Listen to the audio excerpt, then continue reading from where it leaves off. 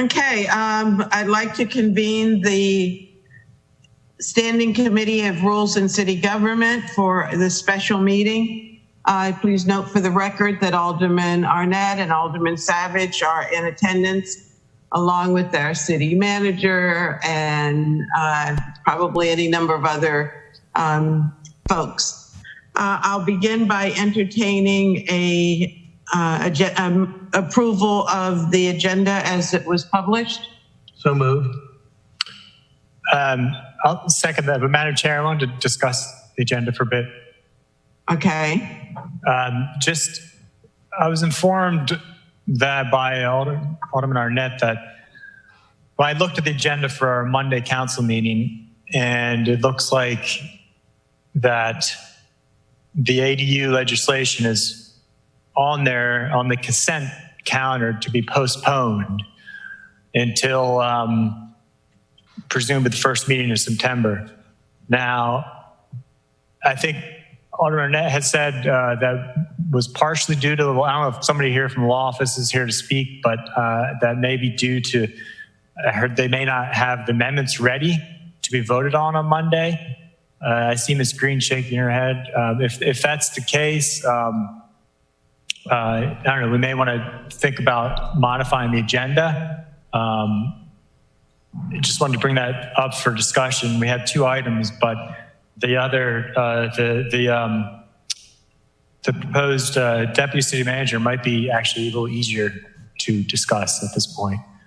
Especially if we don't have any kind of time crunch on the ADU. Well, it is on our agenda. We have 3 items on our agenda. I thought we had already voted on the charter amendment. Ms. Green, did we not dispatch with that at the last meeting? I think you're thinking of economic matters. Yeah. Oh, okay. That's exactly where it happened. You guys did not.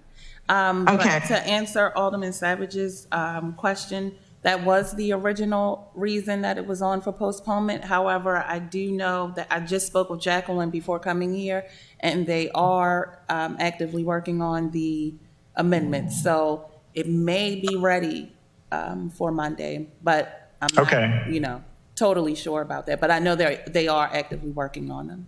Okay, good. Yeah, and I just wanted to make sure, because I mean the whole purpose of this meeting was to try to get this done for Monday, but I just wanted to make sure that can happen with the law office. Okay, well, we can dispatch with it as a committee, and if there are amendments that are brought forward on Monday, that's the business of the full council. So, Madam Chair. So there's point of information. I believe yesterday at the work session that the city attorney said that there was not going to be any legislative actions other than what could be passed in the consent calendar for the agenda on Monday. That was my understanding of what they said yesterday. And Ms. Leonard is on the call. Could you respond? I thought City Attorney Lyle said that he was going to come up with a mechanism so that we could address this legislation, but maybe I misunderstood him. Ms. Leonard, do you know what the plan is for Monday? I honestly do not know. I was listening to the meeting yesterday, but I haven't had any further discussions with City Attorney Lyles about it. And I haven't had any conversations with Jacqueline Lee on it either. So I'm not really sure exactly what process they are setting out at this point. Okay, Alderman Gay. Thanks. So in our Housing and Community Development or Housing and Human Welfare's meeting Monday, City Attorney Lyles explained the process to us. And he explained that if legislative action is necessary, councilors can make that request either on the floor or prior to the meeting.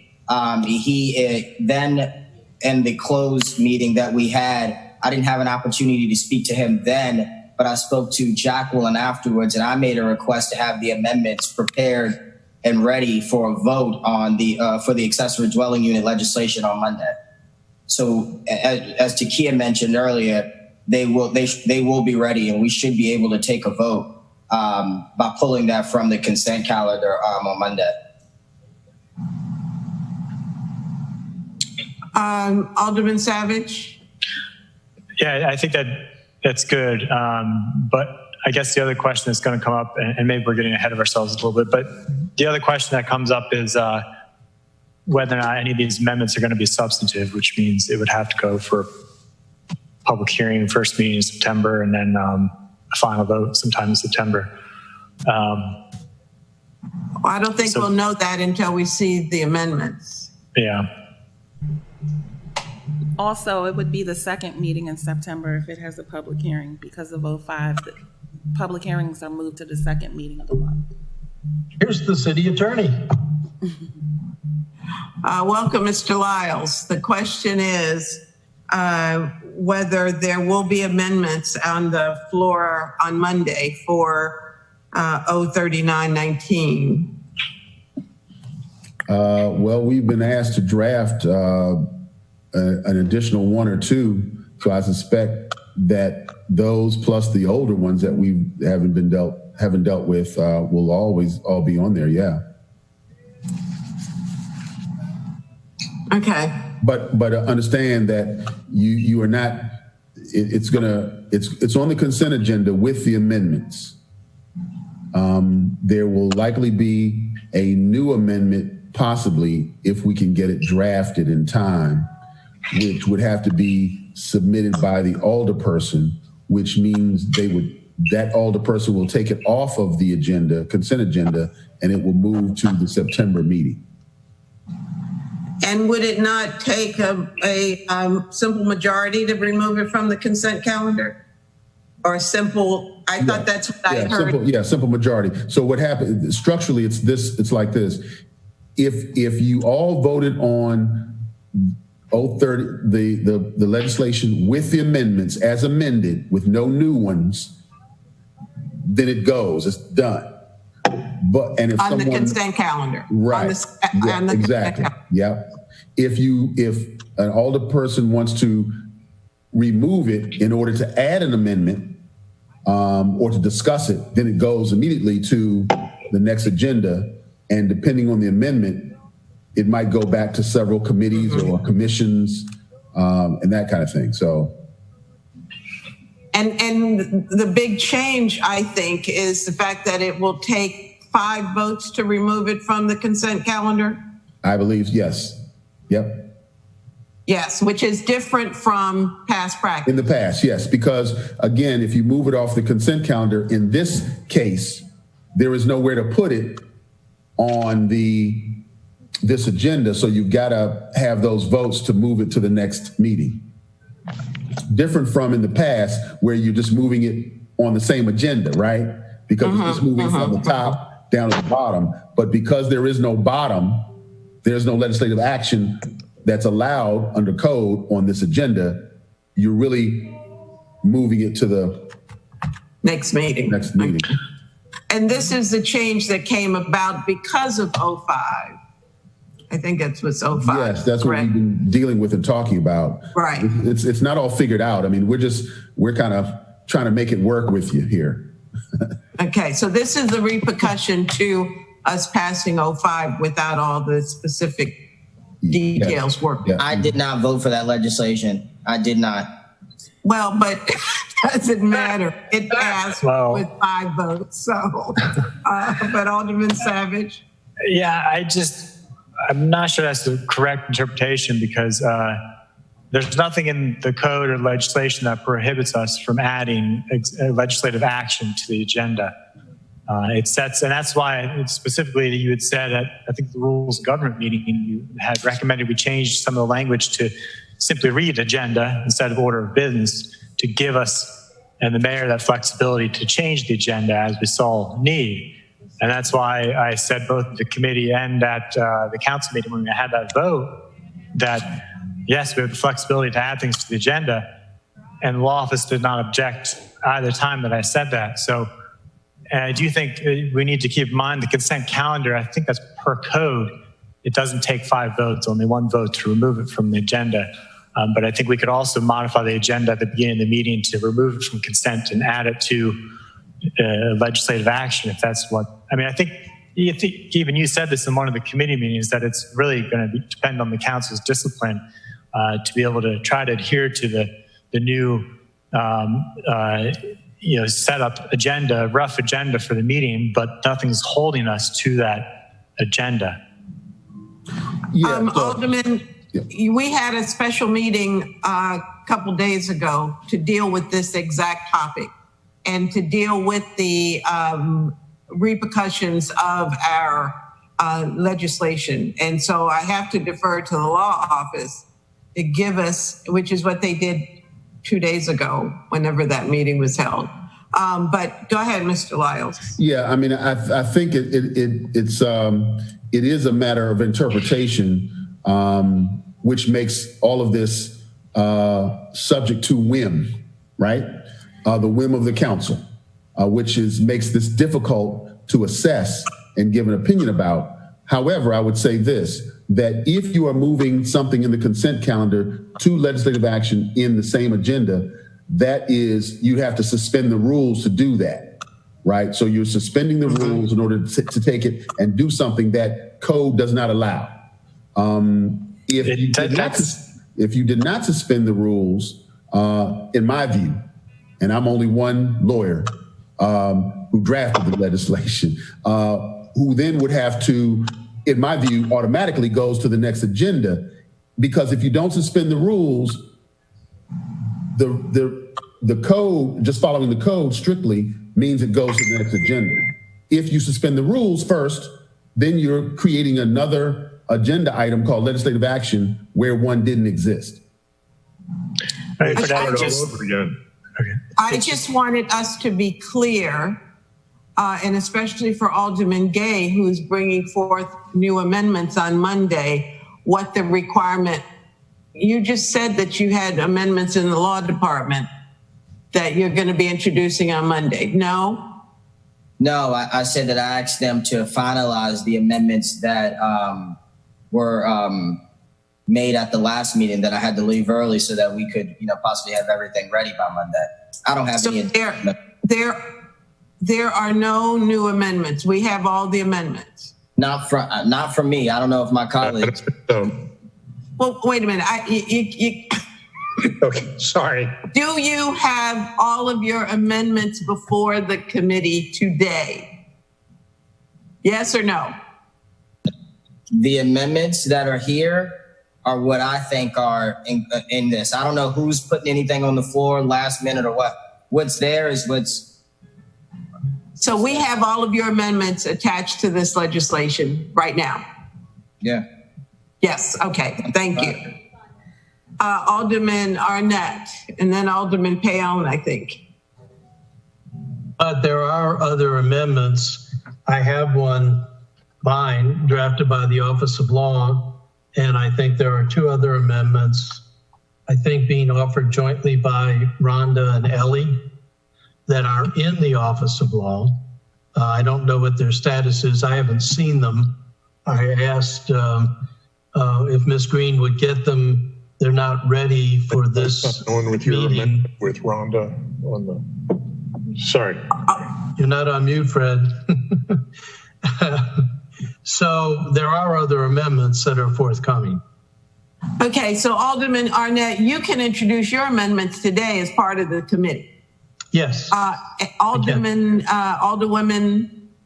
Tierney and Pindell can introduce their amendments on the floor at Monday's meeting, with the understanding that they will take 5 votes to pull this off of the consent calendar, and which would bump this legislation to the second meeting in September. But Madam Chair, the code says 1 vote to remove something from consent calendar. That's what the code says. I'm sorry, law office, that's not correct to say. It does. Even the legislation that passed says the agenda may be suspended at any time by a majority vote. not suspending the rules. So I think all you need is one vote to take something off consent calendar, and then you need a majority vote to add something back on to the agenda as a special item like you would when you modify the agenda. Well, I'm not sure what we're supposed to do. And maybe the city manager can help us. You know, the law department gives us one opinion, and they're supposed to be the opinion that we follow. That's the opinion that I would recommend that we follow. Thank you. Okay, so that's what we're going to do, at least for this committee. Now, something else may happen on Monday, and I'll leave that for Mr. Lyles to deal with that on Monday. But we don't have to deal with that right now because it's not part of this committee. It's part of the full council's decision, as to how to address the consent calendar. So we don't have to deal with that today. But that surely will be looming. I just wanted the information out there. Alderman Arnett. So, Madam Chair, I would remind the committee members that we're discussing approving the agenda. I'm trying to get you back to that, right. Alderman. Thank you. And 03919 and the two deputy city managers are on the agenda. I made a motion that we approve the agenda.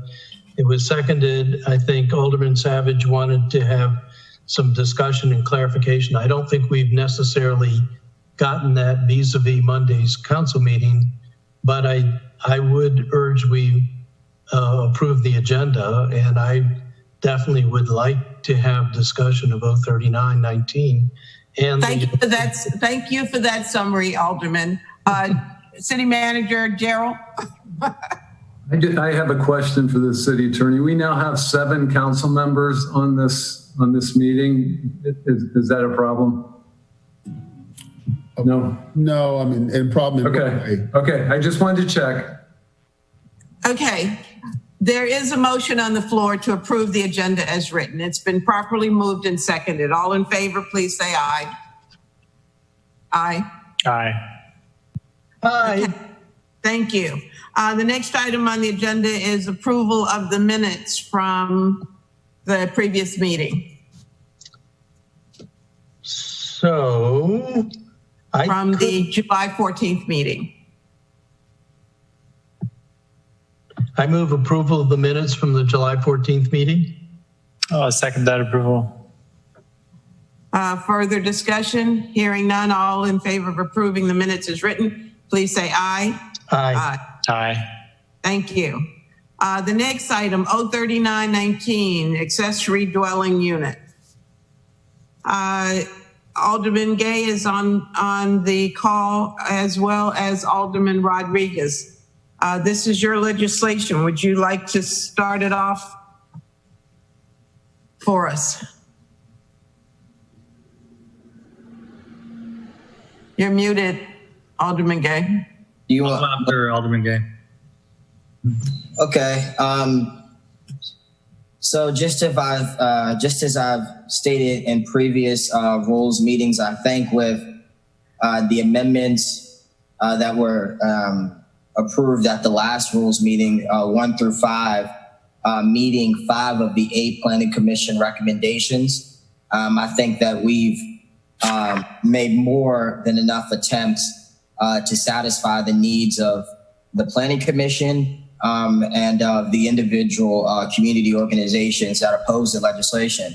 I'm not sure what more the committee would ask that we do to meet those requirements. We've even amended the size in the last meeting. If I remember correctly, the detached were at 800 square feet, and to your recommendation, Alderwoman Finlayson, we put it within the Planning Commission recommendations of 650, if I'm correct. So I think that, the amendments and the recommendations here are enough to pass this legislation and for us to start the conversation, to accessory dwelling units into affordable housing in the city. So. I'm going to call on Dr. Nash, who I see here with us. Alderman Rodriguez, would you like to speak before Dr. Nash? Sure. I'll just do a brief follow-up on what Alderman Gay was saying. But this accessory dwellings unit legislation is, I think, it's extremely important, and it's legislation that has been adopted and adapted across the nation in cities that take, inclusionary zoning, the concept of housing affordability very seriously. And in Annapolis, I believe that we're a city and a community that take that very seriously as well. Accessory dwelling units provide and address a major gap in the housing affordability obstacles and challenges, which is oftentimes referred to as the missing middle.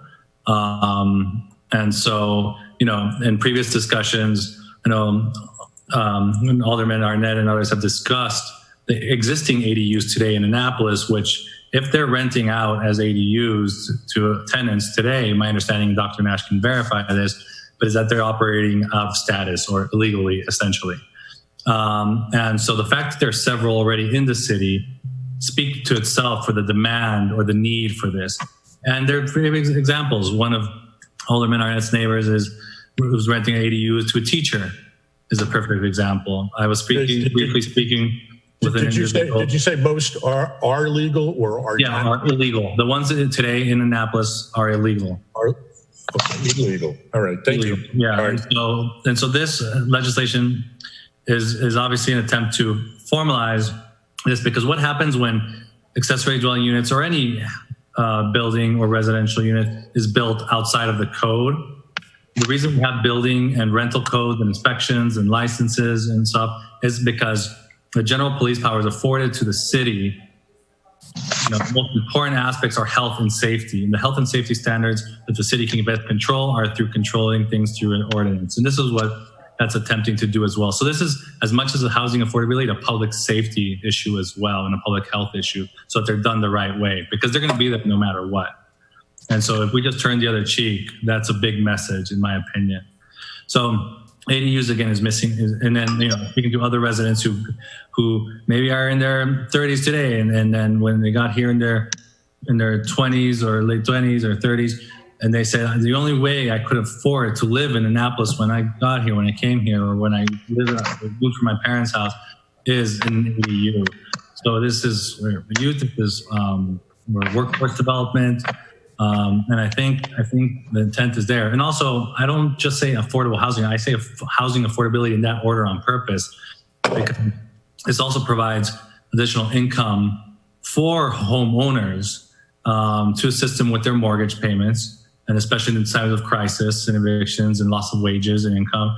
Like, this is a major aspect. And if someone decides to buy a home with the knowledge that they could potentially build or have an ADU and count with that extra income, that would be a big factor in deciding to purchase that home. Now, I understand that a change in character in certain neighborhoods is an issue. Like, I totally get that. I completely understand that. And that's why we've listened to the community, the Planning Commission's concerns, the ECA concerns, the Greater Parole Association concerns, and many other concerns to address it. This is a very, very first conservative approach to accessory dwelling units. It's extremely conservative. I mean, maybe if we're lucky if there's 5 built next year, honestly. And because we've studied the models that have been successful across the country over the years, and I'm going to go through a list of things that this legislation addresses and identify some of them that progressive cities have taken or removed because they've seen it as obstacles in their effort to build more ADUs. So, I mean, we have an owner-occupied requirement already built into the legislation. In order to build and rent an ADU, the primary residence has to be owner-occupied. That's huge. Many jurisdictions have removed that or aren't taking that. We've addressed an amendment that was a concern of these organizations by not allowing short-term rentals, not even of the ADU, not even, so that concern is being eliminated. We've done something responsible in our grandfathering clause to help the existing ADUs to come into compliance instead of turning them down and removing that kind of stock from the community. There's an effort to grandfather them in a responsible way and make certain exceptions in that case. As Alderman Gay mentioned, we have reduced the size significantly. It's starting out 1,000 square feet, which many believe was reasonable, but to address the concerns, we've reduced it, and this aligns with the strong towns or modeling in other jurisdictions where, depending on if it's attached or detached, it cannot be larger than 625 square feet or half of the primary residence size, whichever is less, or if it's detached, 800 square feet. And that's in line with very conservative approaches. We've also, thanks to Alderman Savage, addressed some environmental and support services concerns by not allowing any net increases to impervious surfaces.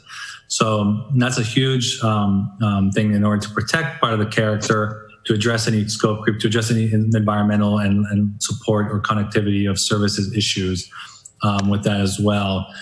This is something to be monitoring. This is a first step. And again, it's very conservative. So that's why one of the amendments, Amendment 5, is addressing that the Planning and Zoning Director shall report annually or biannually to the council the number of ADUs being built, so they can be reassessed, studied proactively, and modified if necessary. There's also already built into the legislation a requirement for an additional off-street parking unit being required. Now, this is another major obstacle in terms of allowing for the ease of ADUs. Other cities and jurisdictions wanting to increase their ADUs have eliminated this off-street additional parking requirement because this isn't around. But and as a first effort, this helps alleviate a lot of the concerns in Ward 1 and Ward 8, especially, where a lot of additional off-street parking units won't practically be available. So I think this is very good legislation. I think the amendments address them responsibly, and I mean, at the end of the day, I think this is the right thing to do. So I guess that's all I had to say. Thank you. Thank you, Alderman. And before I call on Dr. Nash, Ms. Green, could you revisit, because I'm looking at my notes from the last meeting, and from what I can tell, we've already voted on looking at the list of 5 amendments. We've already voted on 1. We amended and voted on 2. And I think we also agreed on 3 and 4. And 5. And 5. I think we agreed with all of the Rodriguez amendments, with the modification of amendment number 2, changing it from 800 to 625. That's what the minutes indicate. Okay, so and you withdrew amendment number 6. And Alderman Gay withdrew his amendment 6. Mm-hmm. So what is left? Are there additional amendments that I don't have in front of me? Yes, they're in the works. Well, right now, at this time, are there amendments that we should be talking about that are not in front of us? And I'm hearing no. Yes,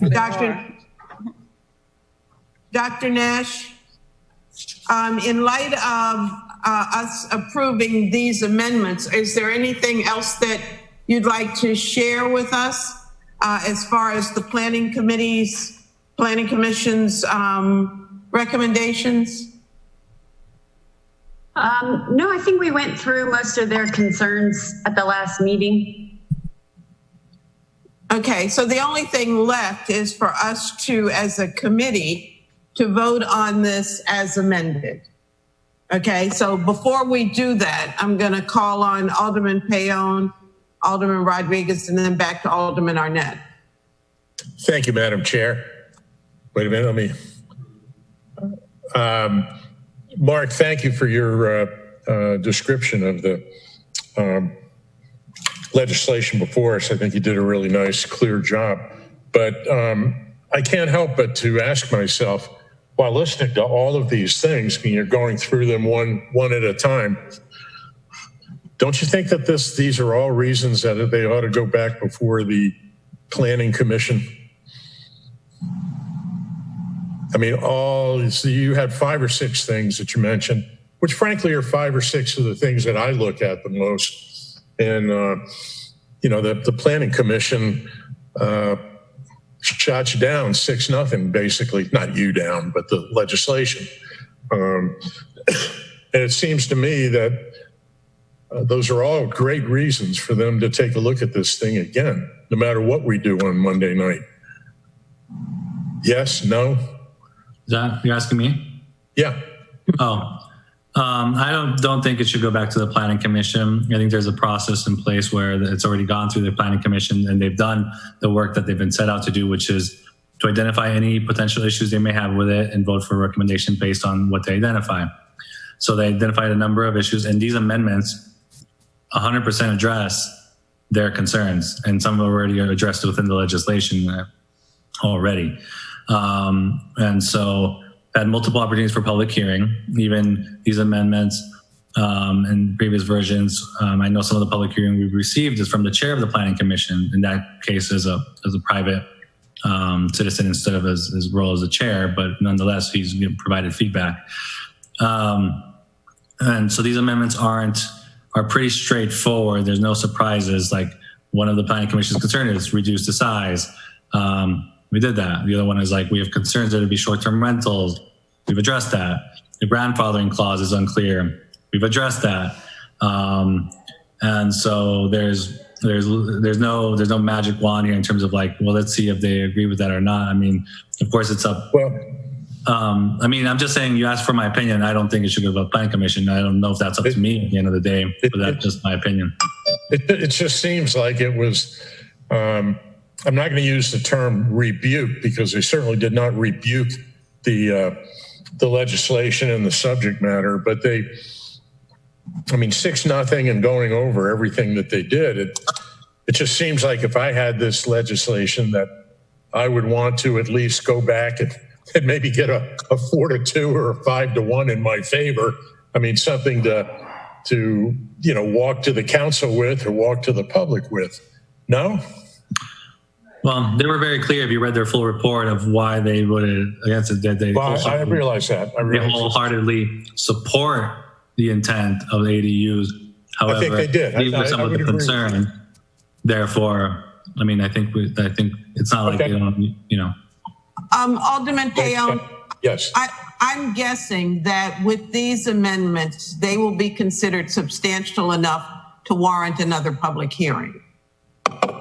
And the council can always request that it go back to the planning commission. Yeah. If that's will of the council. Alderman, I'm aware of that. Thank you. Alderman Arnett, I'm going to call on you next because I should have called on the committee members first. So sorry. All right. Thank you, Madam Chair. There are two important objections that the Planning Commission represented. First of all, before I get into that, I want to thank Alderman Rodriguez. I think at the last Rules Committee, we went through the 5 amendments offered, and I do think they are very responsive to the Planning Commission, and I think we voted in support of those amendments. One change, which we may have to revisit, I don't know whether 625 square feet is the right number or not, might be too restrictive. Time will tell on that. But the two things that are unaddressed are the number and proximity of ADUs and the enforceability of the ADU legislation. And I think those are both extremely important. Probably the most important one is the enforceability issue. We found at some recent meeting that the city has led a contract, or I think they've led a contract that will allow them to look at, short-term rental units. And I would think that contract, if it's amended, could be also something that could be looking at accessory dwelling units. And I would certainly welcome hearing from Dr. Nash on that. The number and proximity is an issue that came up in the short-term rental legislation. It came up years ago in the bed and breakfast legislation. And I have had discussions with some of my colleagues about that. I think that's something that we will need to have some further discussion. But I do think there are also at least three other amendments being brought forth. You should have mine because they have been, it's amendment number 6, 7, and 8 that were drafted by the Office of Law and I think provided to the committee members. I want to check with Ms. Green on that, but I think they've been provided to all the committee members. Those amendments I view as friendly amendments because I view them as amendments that speak directly to affordability, and it speaks to it in two ways, and I'll speak to that amendment if given a chance later in this dialogue. But I do think that there are two things that the Planning Commission raised that are still outstanding issues that I believe need our attention. Let me ask Ms. Green. I'm looking at our agenda and I don't see the Arnett amendments attached. They're not attached because they were not ready yet. Are they ready now? Alderwoman Tierney's amendment. I received a copy of Alderman Arnett's amendment and forwarded them to him, but Jacqueline Lee has not attached them yet, so I don't think that they are ready. Alderman Arnett, can you send us your amendments? I'm in the process. Frankly, no, I'm not up to that task, but I think Ms. Green is quite capable of doing that. I'm in the process of sending them right now. Thank you. Okay, it is your wish for us to take up these amendments, correct? I would appreciate it. I think I'm hoping that the sponsors will find them to be friendly amendments, but that's the reason for having a discussion of them. Okay, in the meantime, I'll go to Alderman Savage. Thank you, Madam Chair. Yeah, I was just going to say I would like to hear from Alderman Arnett in terms of what his amendments are. I know I do want to hear our colleagues' concerns, but I think it'd be good to focus on some of the amendments first. In terms of the Planning Commission, I'm open to it, but I tend to agree with Alderman Rodriguez that they've already had their chance. They've given us their report. We've tried to respond to a number of their concerns, and just to move on forward from there. But yeah, again, I'd like to, Alderman Arnett, so you don't have anything, I don't see anything in my email from you with all three of the amendments, but I for one, would be happy to discuss them. I've just asked Ms. Green to send us those amendments. Right. What I sent you, I sent them to the Office of Law as an amendment. They've broken it into 3 amendments, and I believe that's what Ms. Green is sending you. Okay. So in the meantime, I'll go on to Alderman Rodriguez.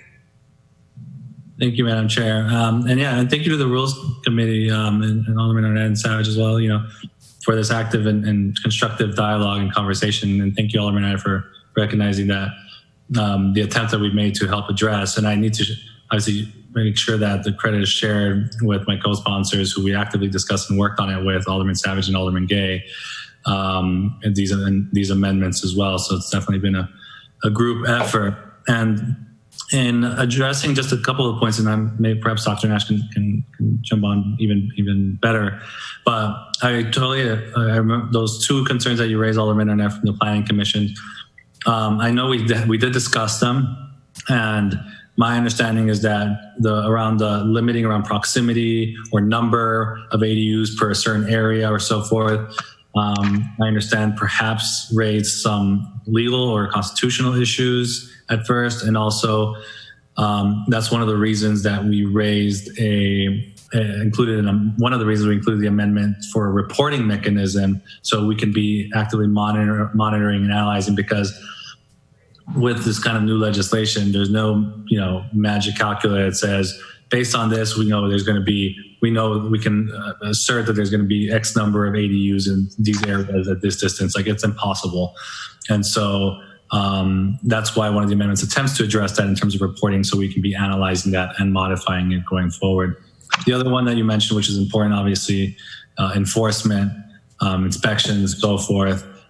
My understanding is they would be inspected and enforced like codes and legislation around building or renting And if there's a lack of or a deficiency in terms of number or appropriate number of resources in order to help address the need of those type of enforcements, then as a council, I feel like maybe perhaps that's our responsibility together with the city management team and department heads to help address that via budget to make sure that there are enough resources to do proper enforcement. But I just don't know how that could be addressed specifically in this legislation. So, Madam Chair, can I respond back to Alderman Rodriguez? Yes.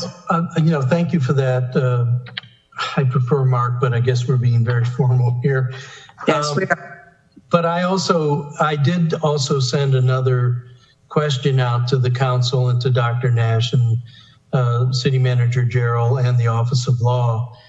Nowhere in this legislation, and that's why I asked the question, I'm assuming that ADUs, like every other rental property, are going to be subject to inspection fees and fines. That is addressed for short-term rentals and long-term rentals and vacation rentals and those sorts of things. It's one of the concerns, and I think that does speak to the Planning Commission item number 6, which is the proof of residency and enforcement. If that needs to be put into the code, I think it should be put in the code.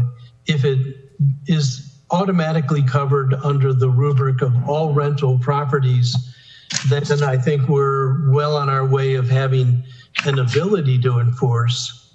Now we just have to make sure that planning and zoning has the resources to enforce, not only for this, but for all of the different rental arrangements. And again, that's why the question I raised, will the new contract also be able to look at accessory dwelling units along with the short-term vacation rental units? So those are questions to you, Dr. Nash.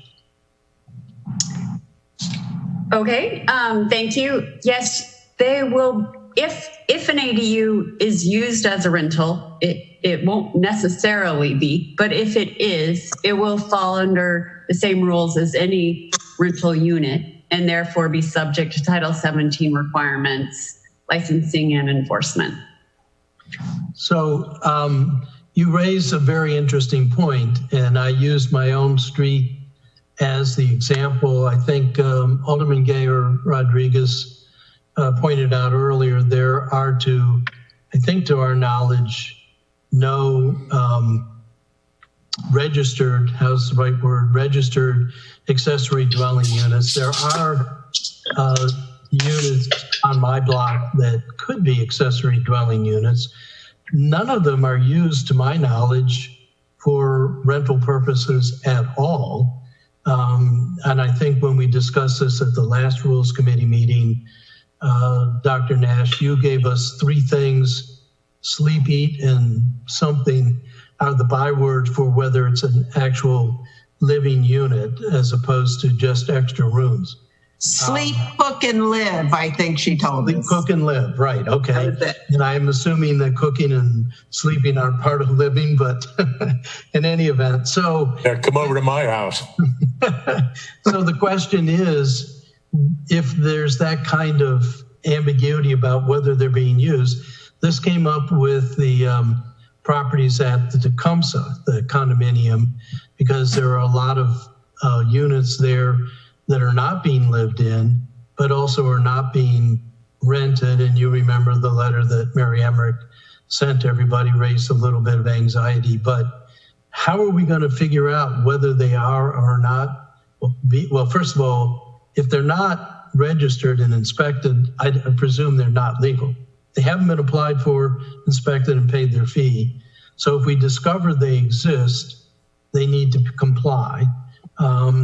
But if they exist and they're not renting, or they're rented periodically, sporadically, isn't that something of an enforcement issue that we need to think about? Well, I would say it's no more difficult than what we have now, where people are renting out their accessory dwelling offices Not or assuring. man caves or whatever that they've built. Hey, careful. And Man caves. we don't have a way to enforce this. I think this would make it a little bit easier for us because there's at least a mechanism for people to come into compliance, you know, a pretty nominal fee and inspection process. So there, and most people want to be in compliance, but so we have that on our side for this. So I don't think it will make things harder, and it hopefully will make things easier, and the city will be collecting those fees. Now they can't use them for short-term rentals, but we will catch those people the same way we're making sure we have all the existing short-term rentals now registered in our system. So in terms of Alderman Rodriguez's response about the number and proximity, these are issues that came up also when we were dealing with the short-term rental. In code right now, we have for bed and breakfast a limit of the number on the block face. I don't think, Mr. Lyles, that you got drawn into that discussion, but in terms of responding to the Planning Commission number and proximity, is it even possible constitutionally and according to state land use laws to put limits as they're suggesting on the number of units in of these accessory dwelling units on a street, on a block, in a neighborhood, what have you? And you, I know I'm hitting you with this cold, so if you want more time to think about it, I understand and appreciate that. It would require us to see exactly what the proposal is, because several issues overlap constitutionally. And I'll just give you one.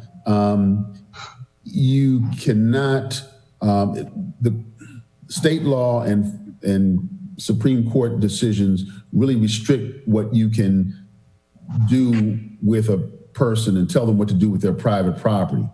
Once you go down that road, it does have to have some uniformity and consistency across the zone. The way you get to what you want to get to from a municipality standpoint is by zoning things. But once you've created a zone that says you can do this, then you'd be hard pressed to say to someone they can't do what you've allowed them to do in the zone. So that's the issue. You have to allow uses by the zones you have created.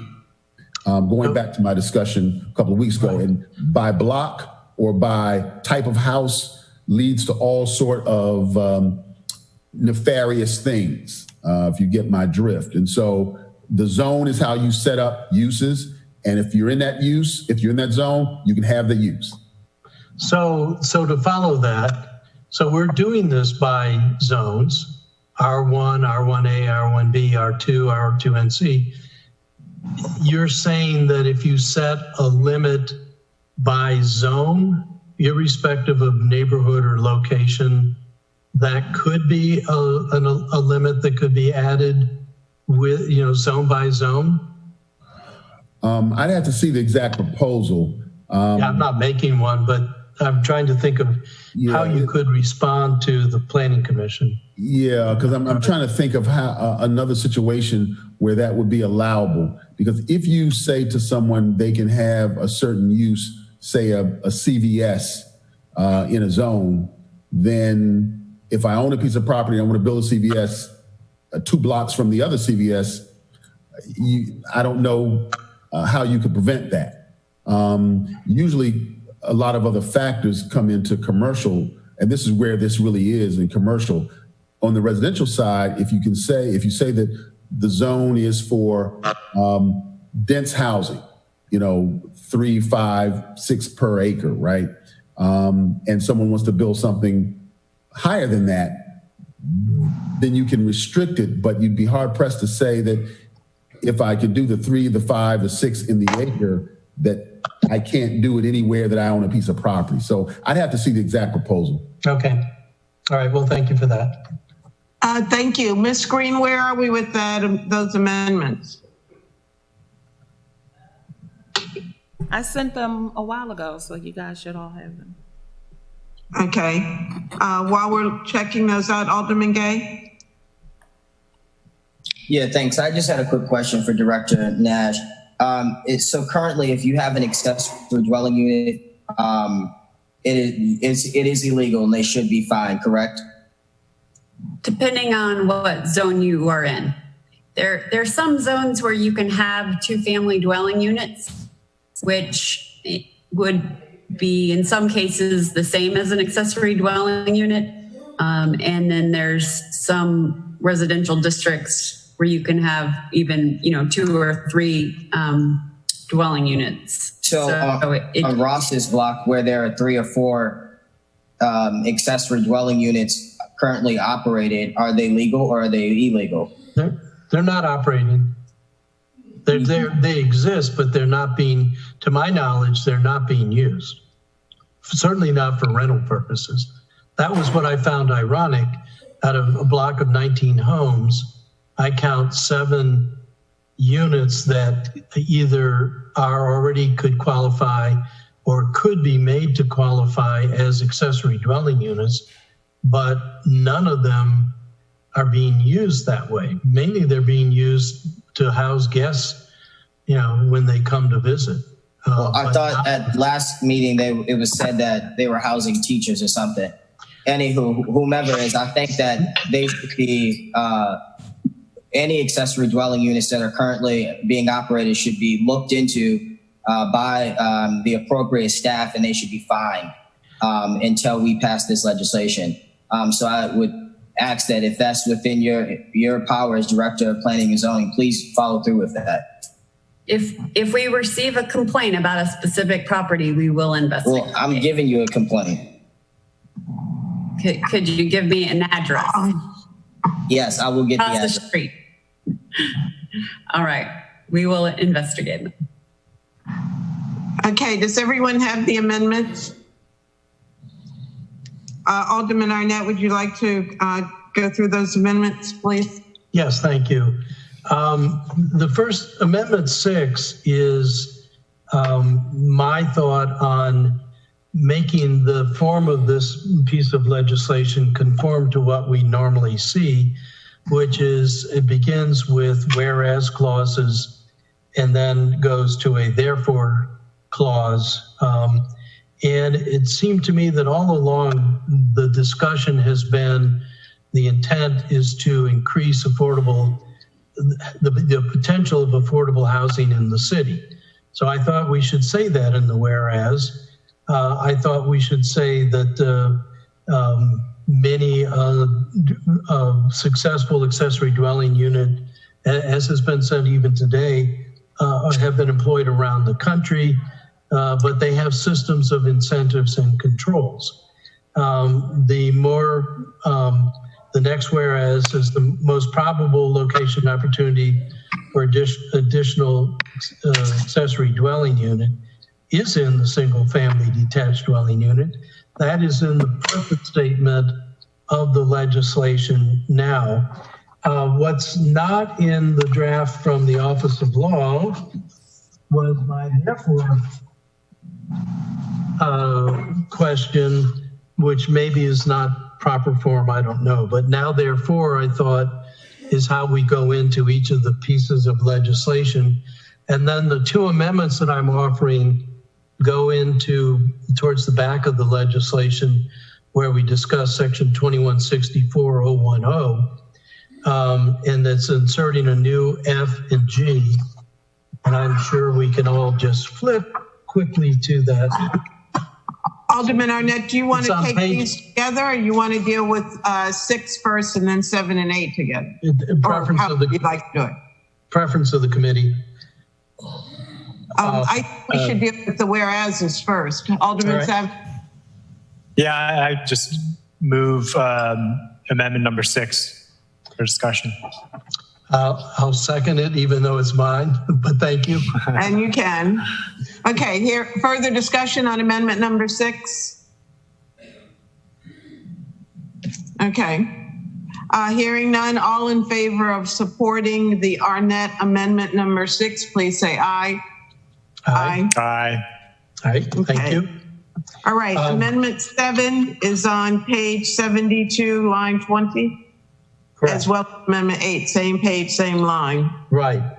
And so this is where I wanted to insert the candy to induce more of these units. So the way it reads is current owners of single-family detached dwelling units with an accessory dwelling unit in place or space that could be converted into accessory dwelling unit but unrented, or owners with a single-family detached dwelling unit who wish to add an accessory dwelling unit are eligible for a property tax credit per annum of up to 5% of the cost of adding that accessory dwelling unit, or $4,000 per annum, whichever is less, for a period of 5 years. So this is in effect giving a tax credit of up to $20,000 to encourage people to do these kinds of units. Then I go, well, that's 7. So that's the inducement to try to encourage accessory dwelling units. And then the 8 is a follow-on. Did you have an opportunity to speak with the finance department about the financial implications of this? No, I don't. I have not. And I think that but I have thought about it, and in thinking about it, I think that there are a number of places that have units that could be quickly converted, probably mostly in these accessory dwelling units that have been added over garages, putting in kitchen facilities. They already have living room, bedroom, and full baths. So it's really, and I think Dr. Nash said the hallmark for that is getting 220 service, which allows you to have a range with an oven and or also an electric dryer. But Dr. Nash can speak to that more fully than I. But this could open up the potential for a lot of these units that already exist to take advantage of becoming accessory dwelling units if they're interested in this tax incentive. If Dr. Nash is correct in her supposition that there's not going to be an initial glut of these, which I also think it's going to take a while for people to decide whether they want to do this or not. And that's why I agree with the sponsors that this is relatively conservative legislation. I mean, there's a lot of things that you have to do in order to become eligible. But if you want to, if you can convert now, for example, my basement is subject to being converted to an accessory dwelling unit. I have to put a kitchen in. Other than that, it has everything else. So if I wanted to do that, and I would suspect that we're talking about an investment of $60,000, $70,000, I can get back 20,000 of that as a tax credit. So that's the thinking behind this. You may like it, you may not, but I wanted to put in something that is proactive in encouraging people to think about making these kinds of dwelling units available. Just for clarification, I assume you're talking about the city's portion of the property tax, not the county. I was talking about state and county, not ours. Yeah. No, yes. Okay. Just want to be clear. I think the city portion, yes. Yes. Alderman Savage and then Alderman Gay. Thank you, Madam Chair. I think this is a good idea. Because like you said, we are anticipating the number of units, people actually taking advantage of this to be relatively low. So, at first I had some fiscal kind of heartburn, but like you said, I don't think this is going to be much of a concern. But I do have some, the way this is worded, I guess the entire incentive sunsets, essentially expires after 5 years. Is that right? No. It's just that you get your tax credit in increments over 5 years. So each year you can get whatever, the 5% of your investment, which I think if you take my number of 50,000, 5% of that is 20,000. It is, what is 5%? $10,000. I think most of the investments in these, my own experience, but also my knowledge of what other people did, are bigger than that. So it is, you can get a credit for that amount up to $4,000. 4,000 is the maximum you can get. And then you get that $4,000 credit against your tax bill each year for 5 years. So it can amount to $20,000, which that would make a difference to me. So I do have a question for the law office, and that is, I guess, just reading through this language, do we need to include some language about, I don't know, something about requiring existing ADUs to get permitted? Or is that simply implied in the rest of the legislation that they'll need to, if they have an existing ADU that may not be legal, that they'd have to bring it into compliance? Yeah, there are no legal ADUs at this point. I think that's what Dr. Nash said. So what I'm getting at is I just want to make sure that the only people getting the tax credit are those who actually have, I guess we'll just have to verify with the tax credit program to make sure that they can only claim those credits for valid permitted ADUs. And I guess maybe that's something administratively that be worked in, and I don't know, unless the law office feels like it needs to be put into legislation itself. Well, that's why I raised that earlier question, but according to what I think I heard Dr. Nash say, they will need to be inspected and permitted and have an annual inspection and pay that fee. So there are, as I understand it, there are no legal accessory dwelling units in the city now. This legislation, when passed, would make them legal. And then this amendment would say, once you're inspected and permitted, you are eligible either retrospectively because you've already made the investment in a structure that can be permitted, or prospectively because you're now doing additional investment or totally new investment to put this in place, that you will be able to get this kind of tax credit.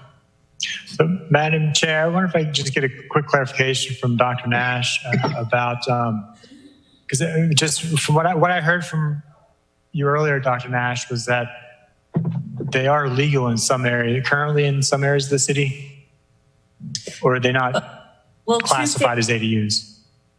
They're not really ADUs. They're two-family dwellings. But in some cases, a two-family dwelling is the same thing as an ADU.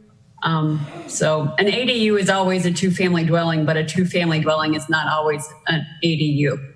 So what's in the legislation now as amended is that if someone has an accessory structure that's either legally being used or they want to use it, but it doesn't quite meet the requirements of the ordinance, they have to go through the special exception process to become a legal unit if they can't comply with the requirements in the ordinance.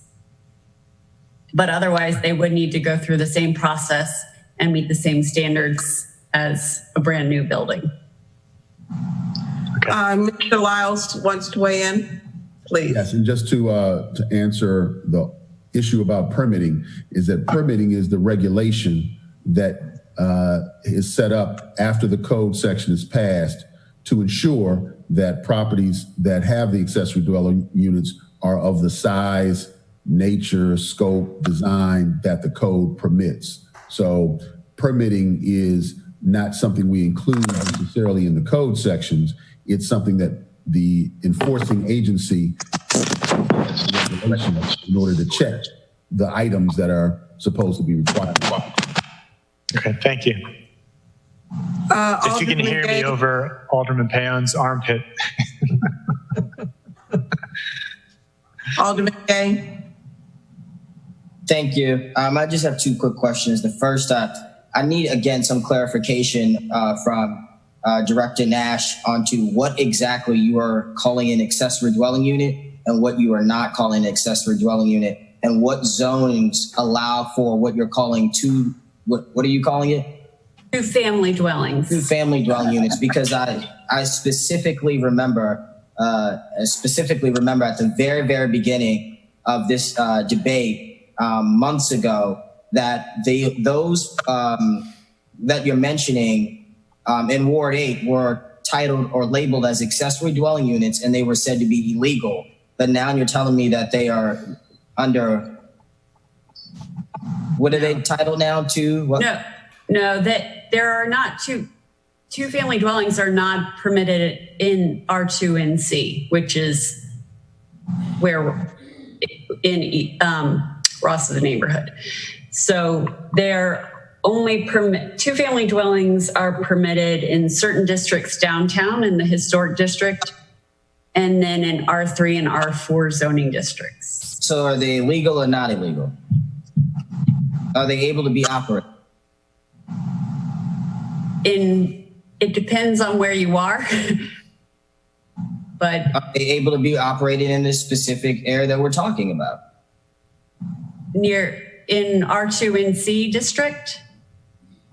Are you referring to the 2-unit dwellings, or are you talking about accessory dwelling? I'm trying to get a better understanding, because I remember in the beginning, we were referring to them as accessory dwelling units. And now you're telling us that they're not accessory dwelling units, that they are two family or... No, sorry. Think of it like a duplex. There's certain places in the city, not where Ross lives, where you can have a duplex. You could build a duplex. Now, we have defined accessory dwelling units differently than duplexes, which typically are the same, 2 units that are the same size. We have defined accessory dwelling units to be smaller than the principal single family in this case, in the case of this ordinance. But I'm saying there are possibilities over the last 300 years where 2 dwelling units are legally existing on one lot, say downtown, for example, where one is much smaller than the other. So it might be considered an accessory dwelling unit under our new definition. But right now it's legal as a 2 dwelling unit. And so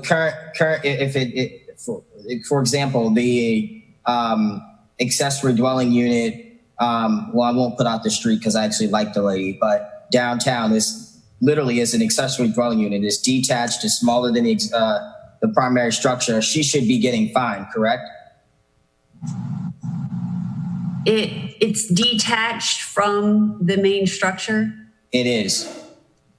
It is possibly not allowed. I don't know. There are a bunch of weird situations downtown where we have grandfathered uses because they've showed that the use was established before 1970. So if that is the case, then they're considered what is called a legal non-conforming, which means we wouldn't allow it today. But since that use has continued since before the zoning code, we allow it to continue as long as it hasn't lapsed. Okay, so in your best judgment, would you, with those units that are already existing, be comfortable with allowing them a $4,000 tax credit if they are already created? I think that who's to say the initial investment was on them? It could have been on a past owner, and I think to then give them a tax credit for what? They didn't make the initial investment. And I'm also confused if you could help me out and point me in the direction of with tax credits, that's directly helping the wealthy owner who could already have made the decision to put the accessory dwelling unit in their backyard, correct? I just want to be clear on that. I'm not sure. It would help the person who owns the home, yes, and who is making the investment. And so they would get the tax credit plus the revenue that they're collecting from rent from the accessory dwelling unit? I think you might want to ask Alderman Arnett.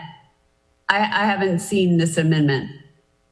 So I'm happy to speak to Alderman Arnett. Thank you, Madam Chair.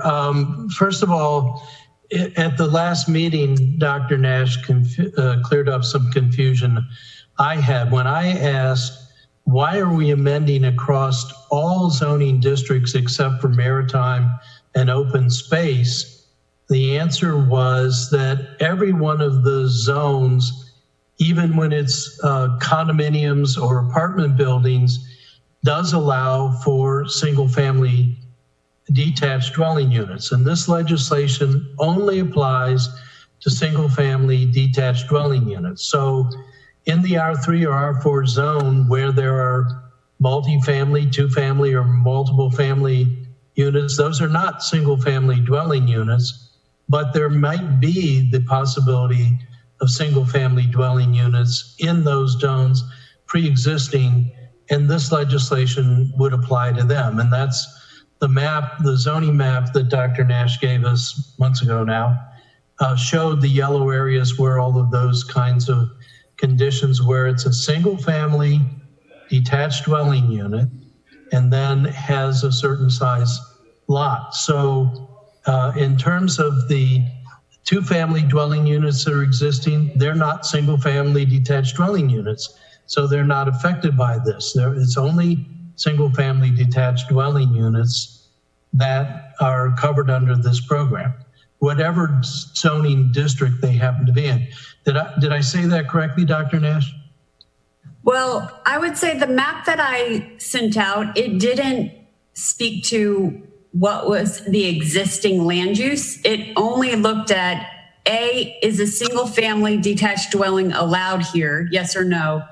B, is the lot big enough to allow an accessory dwelling unit according to the proposed ordinance? So if the existing use is something other than a single family, they would not be eligible for the accessory dwelling unit as you stated. So that's why I say my map really was an overrepresentation of properties that were eligible for accessory dwelling units. And so, yes, you're also right that if you were in the R3 and you had a duplex already on a lot, you would not be eligible for an accessory dwelling unit. Right. So to speak to the second half of your question, Alderman Gay, it's up to the property owner to produce the evidence of the investment that was made, whether they made it or a predecessor made it. That would be all part of the process of applying for and being approved for an accessory dwelling unit. And you would have to show the records that show what went into the creation of the unit that is an accessory dwelling unit.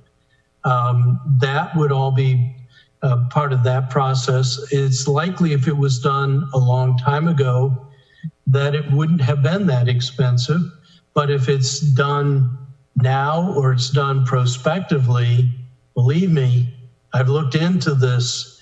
It's outrageously expensive to do these kinds of things, and nobody's going to do it just for the heck of it. They're going to need some incentive, and that's the spirit in which this amendment is offered, is providing that incentive. I guess just following up to my original question,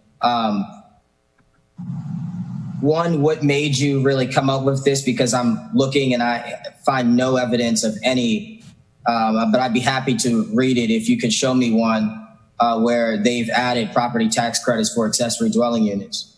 The HUD report. What area is this in? Oh, I don't remember. I was when I read the appendices to the HUD report and looked at how different communities had addressed it. Or I have a whole bunch of other ones that I've printed out. There are communities that are proactive in their approach to encouraging these kinds of units with the perspective that they're going to provide affordable housing.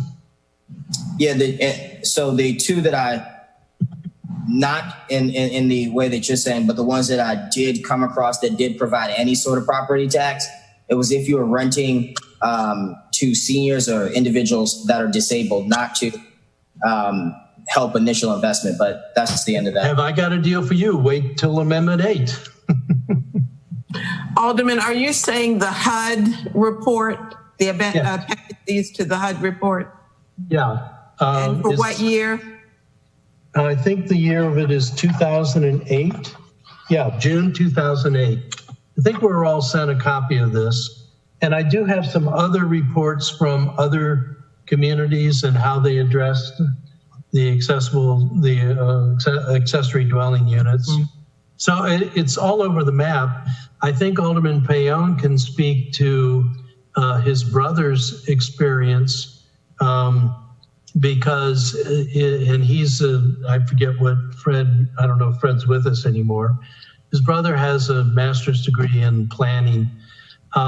His observation, professional observation, be good if Fred could say this, not me, is that the affordability has only been successful in communities that offer incentives and restrictions, which is what my Amendment 8 is. So just making accessible accessory dwelling units legal does not necessarily increase the stock of affordable housing. And the intent here is if we're going to want to do that, we need to give it an extra nudge. Alderman Savage, and then Alderman Rodriguez, and then Alderman Gay. Thank you, Madam Chair. Yeah, I think it's hard to really discuss this amendment without discussing Amendment 8. I think they really do need to go together because, to Alderman Gay's point, I could see the desire not to want to simply give tax breaks to people who have, old ADUs that are just around on their property, because really, if this passes, they're likely going to convert them to ADUs anyway, just so they can rent them out legally and make money. They don't really need a tax incentive. I think the tax incentive really only comes into play if they're truly made into affordable units, which is what Alderman Arnett's mentioned in Amendment 8, which is 75% of the current market rental rate. That would truly be affordable, and I think that would truly warrant a tax credit. So again, I don't think we can just do 7 by itself without doing that 8. At least I would not want to do 7 without doing 8, because I think that addresses the Alderman Gay's concern to a certain degree. I think it's another question about, I do want to know more about that 75% in terms of the current market rental rate, just where you got that, and because I don't know what would be the best. That just seems like a lot, 75% of the current market rate. So I looked at the information that Jane Lawrence just sent us this morning, looking at the average rental rate for different sizes of apartments. And so for 1 bedroom, it could be $2,000 a month. And in fact, in the Eastport Shopping Center, it's even more than that. So if and the 75% is out of the air. I won't claim any science to that, but that would mean if you do an accessory dwelling unit and you're renting it for $2,000, $2,200 a month, I don't think we've given affordable housing. But if you were doing it at $1,500, or if it's an efficiency and it's renting for $1,200 and you're doing it for $800 a month, I think that does pull the rent down to where it can be more affordable, which again, I think is the whole reason we're doing this. But, and just quick follow-up on that, I'm just thinking, because these ADUs, especially if we pass it as we're currently proposing to amend it, is that the size would be very small. They'd be tiny, the tiny homes that you may have heard about, 625 feet at the most. And so that's not a 1-room apartment, which, it's been a while since I rented a 1-room apartment, but it's probably in the neighborhood of $1,500, maybe $1,800, maybe more. But in any case, you're talking about something that's smaller than a studio. apartment. And that's where the dollar amount in itself is going to be pretty small. So I don't know, that might make the price incredibly low for a 75% cut of something that's already pretty cheap. But I don't know. I would like to know if Dr. Nash or anybody has information on, and maybe Alderman Gay, you already maybe went over this in your presentation, but in terms of some of if you have any idea of what the market rate is for some of the ADUs across the country and other jurisdictions. Well, we could tie it to, like we do with MPDUs, we could set the rental rates based on average median income and hit a target like 80% of that. And so whatever the rental rates for our MPDUs, we could set them the same for accessory dwelling units to be eligible for the tax credit. Yeah, if you think that would work, that work for me. Didn't we get a white paper early on in this that had Barnstable, Massachusetts, someplace in California, had about 5 different cities and how they handled? Right, I think Barnstable does something similar up there. Russ has it. Well, several of them, though, actually had subsidies, and that's how they really made a go of it, but not all of them. Right. Do you have a response, Alderman Arnett, or are we moving on? Look, I think this is something that more than happy to noodle around. I like what Dr. Nash just said. It just occurred to me that we need to have incentives on both sides of the equation. We need to incent people to want to provide these kinds of units, and we need to make sure that the rent on the other side is affordable. And frankly, the inspiration of this, as I said earlier, came from Fred recounting to me what his brother said is the experience in other communities. So I'm thinking, you try to come at it from both sides, and that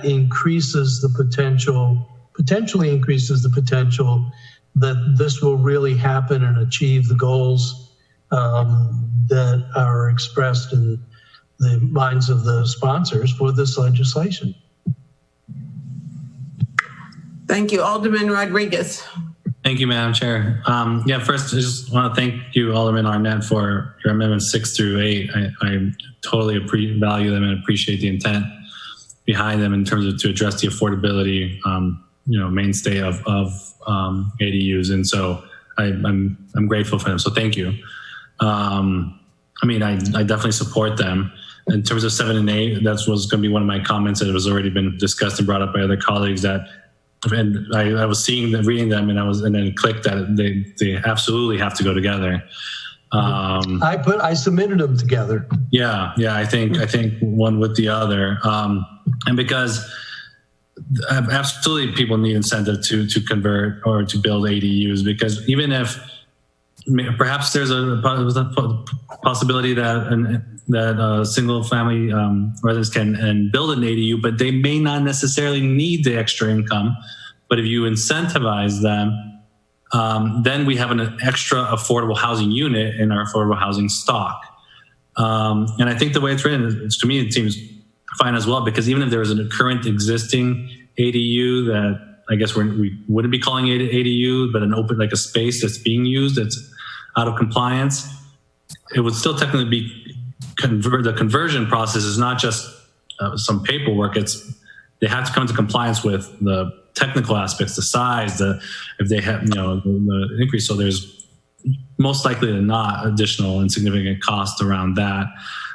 So I think that's very fair. And in terms of Amendment 8, I don't know what the best approach is in terms of 75% or a median income.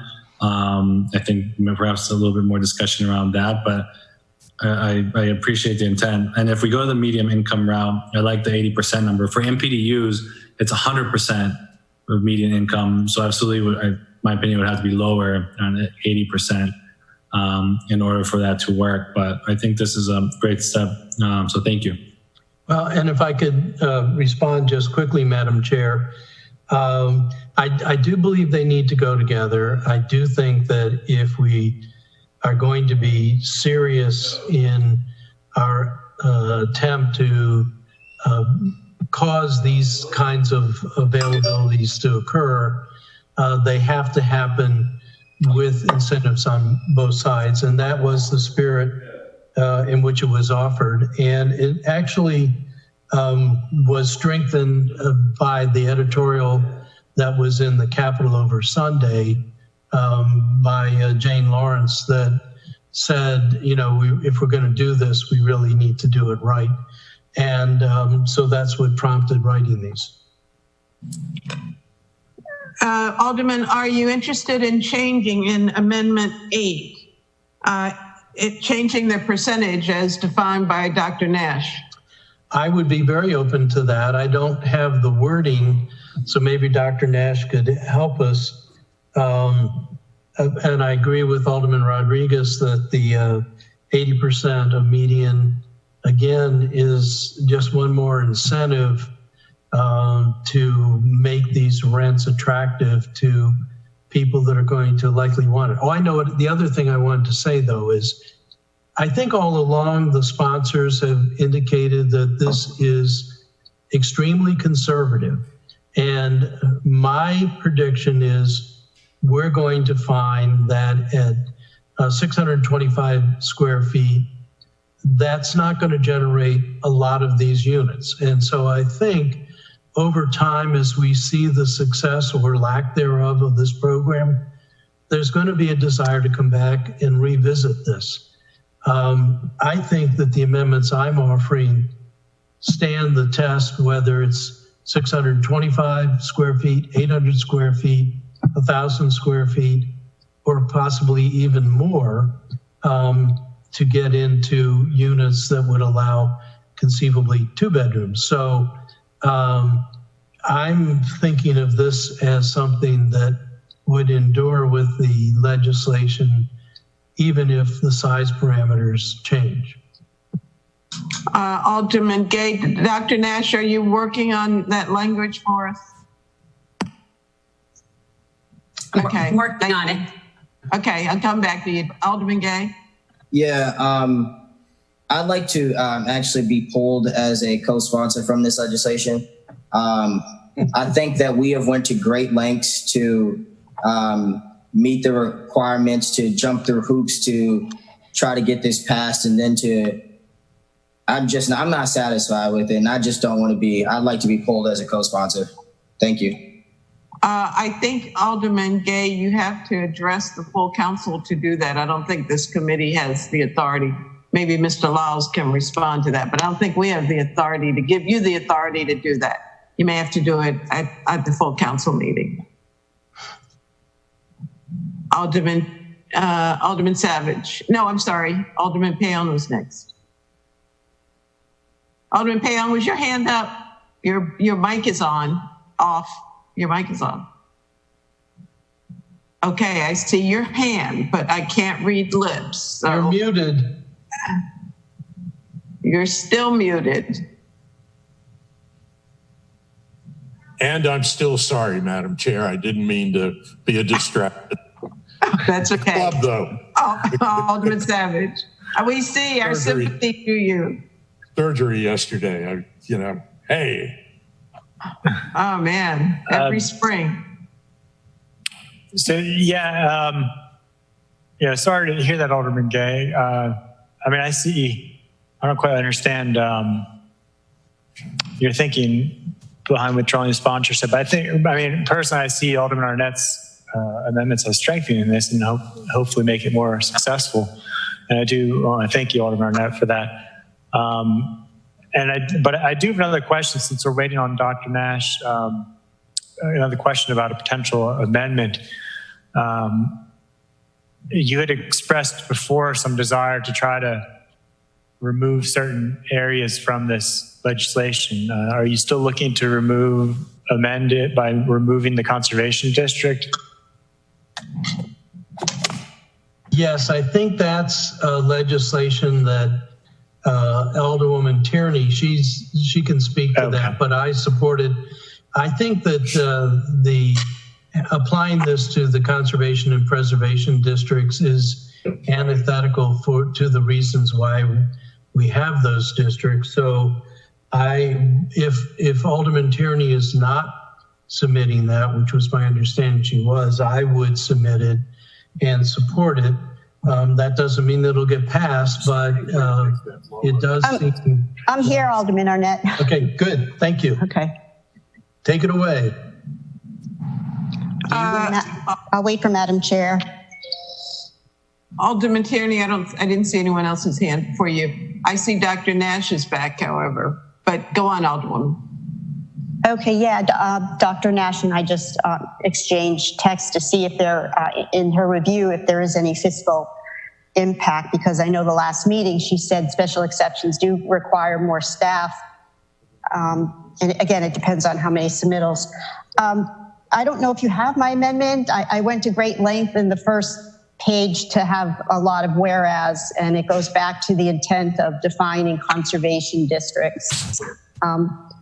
I reviewed this legislation with the intent and our current code, and without any subjectivity at all. And it's very clear, to me at least, in the definition of a conservation district. It addresses mass, it addresses architecture, and there are about 5 conservation districts. There's C1 and C1A in Ward 1, and there's 3 others. And Sally will have to help me where those are. They're not large areas, but I think it would make sense for those specific areas that those applicants would have to go to a special exception, so it would get review with conformity of the scale of the neighborhood, et cetera, which is, again, the basis of having a conservation district.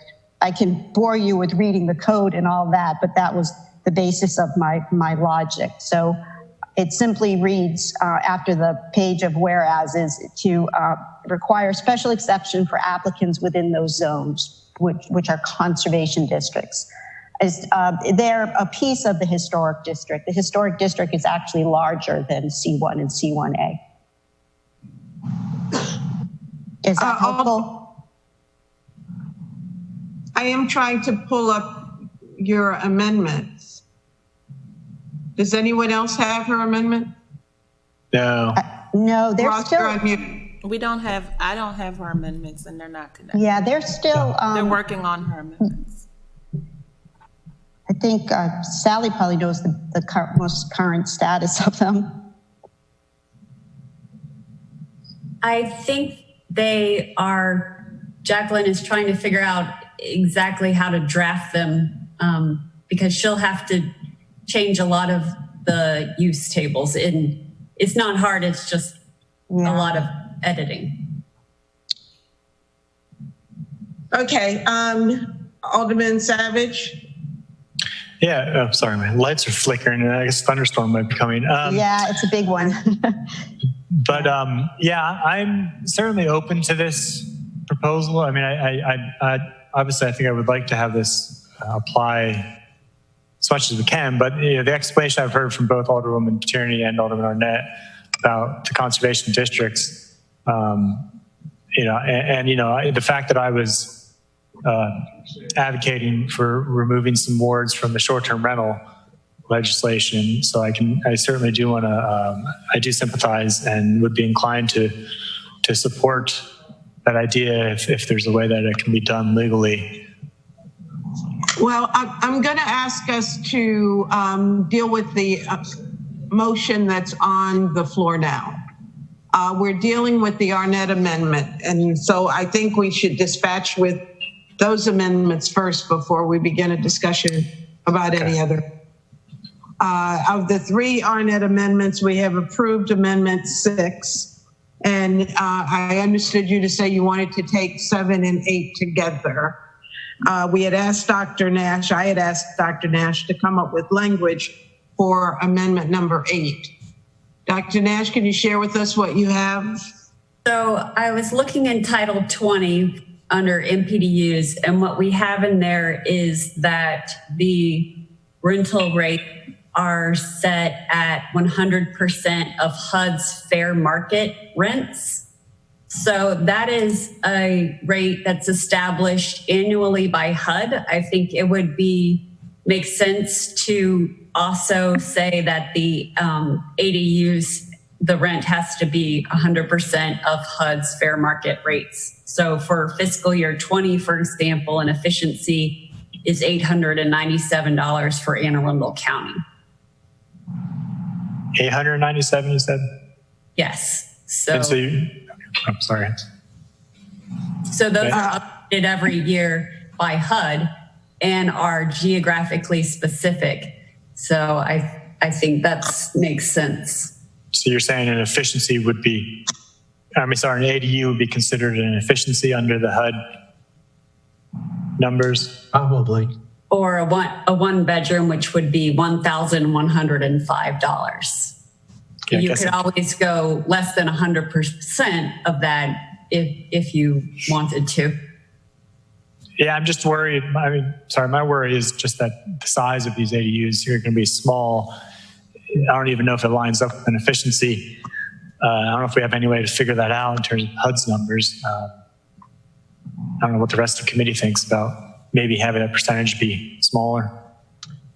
Alderman Arnett, this is your amendment. Thank you, Madam Chair. I know that the efficiencies, I'm told that the efficiencies in the Eastport Shopping Center apartments are going to be $1,100 for a space that is smaller, I believe, than 625. Really? my reason for putting this in is, so I would be open to setting it at something less than 100% of the HUD rate, because again, if we're really serious about wanting to make this available, affordable housing, and the emphasis there is on the word affordable, I think that the HUD rates sound kind of high to me. I haven't been in the rental market for a while, but so I could see, we have, I believe, the power. We can hear from the city attorney or Dr. Nash. I think we can say for this legislation, 80% of the HUD rate, if that, and I don't have a way to judge what would really be an enticing rent for a very small unit, but I would kind of balk at $890 for 625 square foot. There, Mr. Lyles to the rescue. Mr. Lyles? Yeah, I think we have to be careful with telling private property owners how much they can get for their private property if they can get it. The market drives that, and government is not well positioned to intrude into that. And so we need to be really, really careful there. So maybe I didn't hear something right, but it sounded like that's what you're thinking, and that's probably going to be something that's challengeable. Alderman Savage, then Alderman Arnett. Yeah, just to thank you, Mr. Lyles. Just a quick follow-up on that, because would it make a difference? Because in this case, we're not, well, I'm just thinking how this is worded. I was going to say in this case, we're not requiring that this is a condition for them to get the tax incentive, but are we saying this is a condition of all ADUs? I guess we are, aren't we? That's probably what I may not have heard that. That's why I said that. Right. That may be something different. I would like to take a minute to look at that and be sure.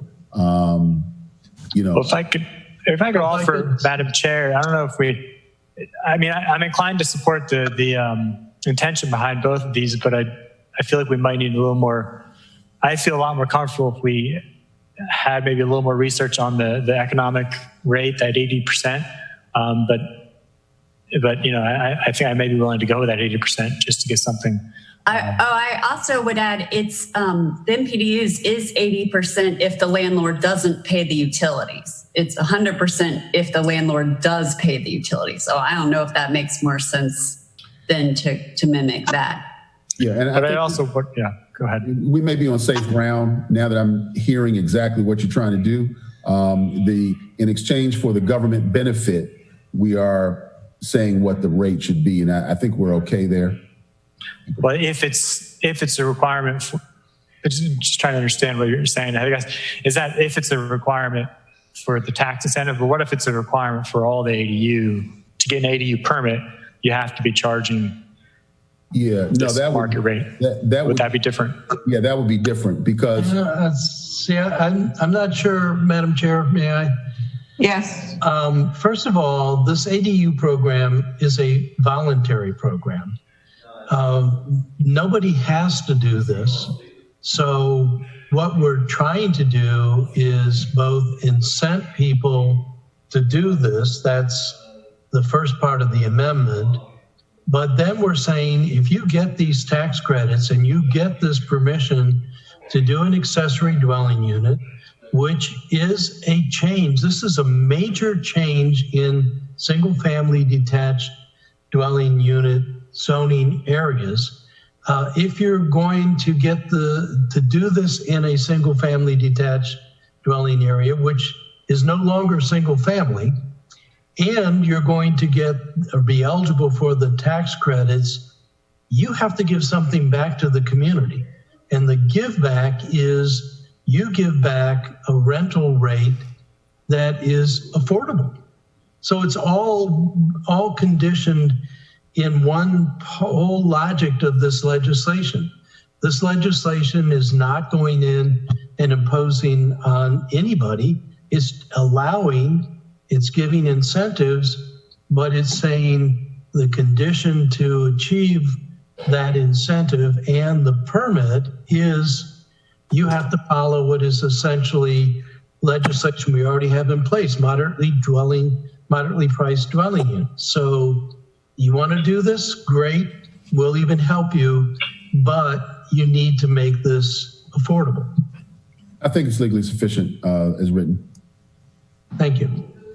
So if I understand what Dr. Nash is suggesting, the rental rate would be set at X% of the HUD market rate for Anne Arundel County. And the percent I would put in there is 80%. But she had another comment about that. It was 80% unless they're paying for utilities. Right. So that's a nuance we'd have to work through. That's how the MPDU legislation is currently this. So I like the idea of being parallel construction. I think we still have more work to go back to looking at the ADU legislation because it hasn't been an overwhelming success, but one step at a time. So the amendment to the change to amendment number 8, which I'd like to be all part of one, is the other than rental to immediate family members or to caregiver, owners of accessory dwelling units must offer the units at 80% of the HUD market rate for Anne Arundel County. A fair market rate. Fair market rate. Okay. Mm-hmm. But don't we also have to add if they're paying their own rent or not paying their own? I mean, their utilities. Do you want to add? Should the landlord pay the utilities or not? I think is the question, Alderman Arnett. Yeah, I'm like the city attorney. I'd be open to making that a choice, and therefore, if the landlord is paying the utilities, it's one rent. If the landlord isn't, one would assume it would be a lower rent. So I don't know how we handle that exactly in the MPDU legislation, but certainly would it be amenable to an additional clause. So it would be rental set at 80% of the HUD fair market rate for Anne Arundel County. And then you'd have to have, if the landlord is paying the rent of the utilities in some lesser amount, if the tenant is paying the utilities. Okay. I don't think that's a difficult amendment to your amendment. No, I like it. Yeah. I like the parallel construction with the MPDUs. Right. Dr. Nash, are you looking at that language for the MPDUs right now? Could you read to us what that section says, and maybe we can write down exactly what it says? All right. It says that the maximum allowable rental rate for, we'll say, ADUs are 100% of HUD's fair market rents if the landlord pays all utilities, parentheses, heat, water, sewer, electric, and trash, close parentheses, or 2, 80% of HUD's fair market rents if the landlord does not pay all utilities, parentheses, heat, water, sewer, electric, and trash. So this is section 20.30.110 of the city code. Okay. So what would the numbers be that you would put in there instead of 80 and 100? Or did I revert?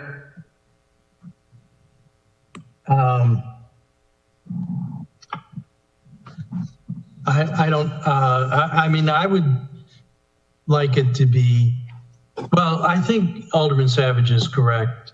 We need to understand more about the actual rental market rates. My sense is that I would like these rents to be whichever, whether it's with or without utilities, to be at least 20. In my thing, I offer 25% lower than the fair market rate. I can go to 20. We need to have a balance here between what is going to be a reasonable rent for the people needing affordable housing versus what's going to be a reasonable rate of return for the people we're trying to incent to do this. First blush, possibly, and I'm looking to you, Rob, for thinking about this, maybe we just stick with the MPDU language of 100% of the HUD fair market rate. I mean, that doesn't feel right because 100% of the fair market rate is they're paying what everybody else is paying. So how are we giving them a break? Alderman Savage? Yeah, well, I guess I'd suggest maybe we simply just, I don't know if it's worth recommending favorably in terms of the intention, but we could just save on finalize the wording until, we have a few days here until Monday or September, whenever we can get to it for actual discussing amendments. So, but it sounds like at least two of us are inclined to, I don't know you, Madam Chair, but I think I'm inclined to support the intention. Just want to get the details ironed out. Well, I would like for us to have a position. I'm not very comfortable with us not having the specifics of that intention. What would be the implication if we approved only Amendment 7 and we let Amendment 8 come on the floor of the full council?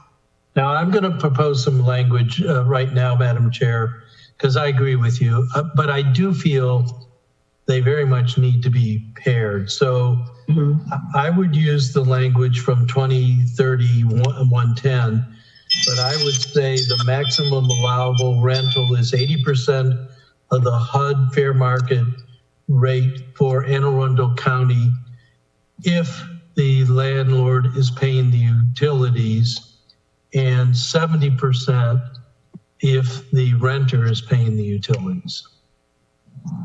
That gives us a working, we can always refine it. Sounds good to me. Okay. So Alderman, do you want to make a motion that we recommend favorably for amendments both 7 and 8 using the language you just provided us? Yes, I'll make that motion, and I'll I'm writing it down myself, so I'll read it back to you as soon as I get it recorded. I'll second that while he's writing. And we don't really know, as Alderman Savage, you've said, if we've got these numbers exactly right. But I think charging 100% of the fair market rate is not, I mean, they can go anywhere and get that rent. So what are we doing for them? So what I have is, it would start off with the beginning of the amendment. And we do need to talk about these exclusions, but other than rental to immediate family members or caregivers, immediate family members begs a definition. I think we have that elsewhere. Owners of accessory dwelling units must offer the units at 80% of the HUD fair market rate, rental rate for Anne Arundel County if the landlord is paying the utilities, or 70% of the fair market, the HUD fair market value if the tenant or the renter is paying the utilities. Ms. Green, did you get it? I'm sure I'm driving Takia crazy. I have, for the most part, I have it, but I can work with you after the meeting. yeah, you said two different things. So HUD fair market rate. Yeah, so the maximum allowable rental is 80% of the HUD fair market rate for Anne Arundel County if the landlord is paying utilities, or 70% of the HUD fair market rental rate for Anne Arundel County if the renter is paying utilities. Okay, so that's where I'm saying you're saying two different things. And I just want to clear it up, because in the first one, you're saying HUD fair market rate. And then in the second one, you're saying HUD fair market rental rate. Well, we need Dr. Nash to tell us what I wrote down is HUD fair market rate for rental rate for Anne Arundel County. It says fair sterling fair market fair market. It's called FMR, fair market rate for rentals. I would think it would be. For the, I don't know if it matters. We can ask Sterling. I don't know if it matters. Fair market rent. Sorry, that's what FMR stands for. And I don't know if it matters if we say Anne Arundel County, or if we have to say our metropolitan statistical area. I'm not sure that matters. We can ask Teresa Wellman. Maybe we could say something generic like for the area instead of Anne Arundel County. Because it's the Baltimore, Columbia, Towson, MSA is how it's calculated. Alderman Payon.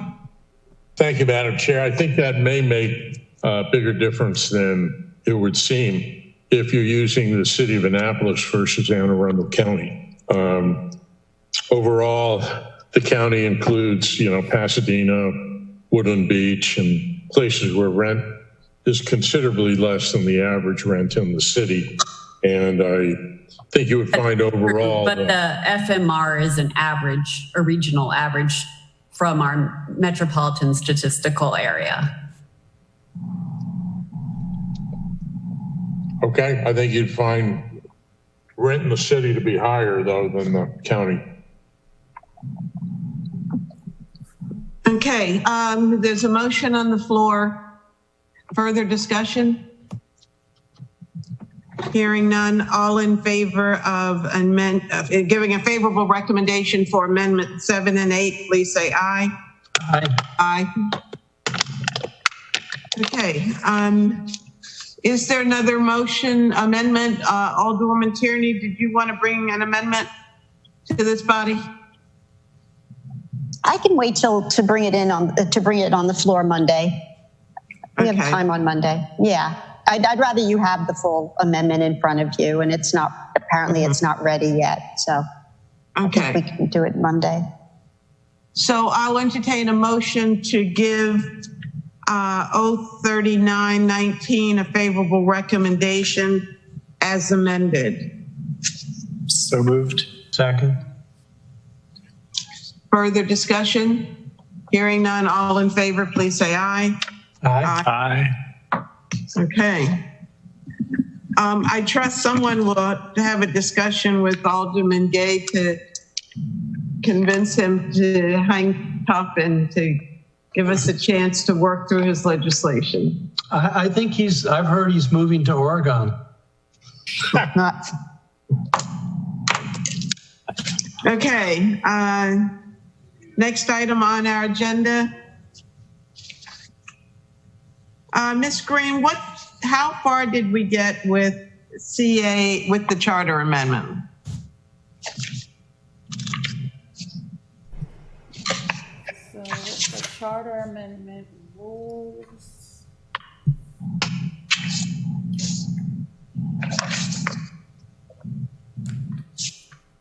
I don't think we got to it the last Rules and Government I meeting. thought we did. Yeah, we got through amendments 1 through 10. Yeah, that's what I recall. That's why I'm asking her. I thought we were pretty much. I think You might be thinking of environmental matters and you're thinking of economic environmental matters. matters and economic matters because you guys did not take up the charter amendment. Okay, so we didn't get to it at all. Well, Okay. no, it's in the minutes. It's in the minutes that we approved amendments 1 through 10, including the 10th, which was adding in that page 3 reviews and approves. So I think we really cleared the charter amendment pretty fully. Yeah, that's what I thought do too. recall us taking a vote on it. Yeah, I thought that we got through the charter. I mean, all of the committees, frankly, are blending together for me. But I thought that we had gotten through the charter amendment. Excuse me, Director Saturday. Darrell. Yeah, okay. Ellie, can you put your phone? Good. Are you okay Ellie? here? I'm on mute. Director Darrell, I'm sorry. I'm sorry. Yeah, I guess we all started chiming in at the same time. All the committees are starting to blend together, but I thought that we had gotten through the charter amendment. We're ready to move on to the ordinance, but like I said, they're all blending together. Well, and I thought we took a vote on it, but I don't remember 10 amendments. And that's why I was asking Ms. Green where we are and how many amendments.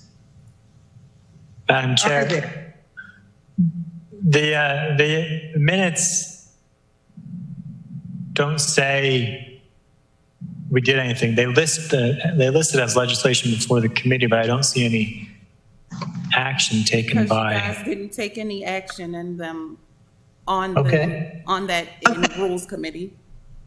Say that again, Ms. Green, I'm sorry.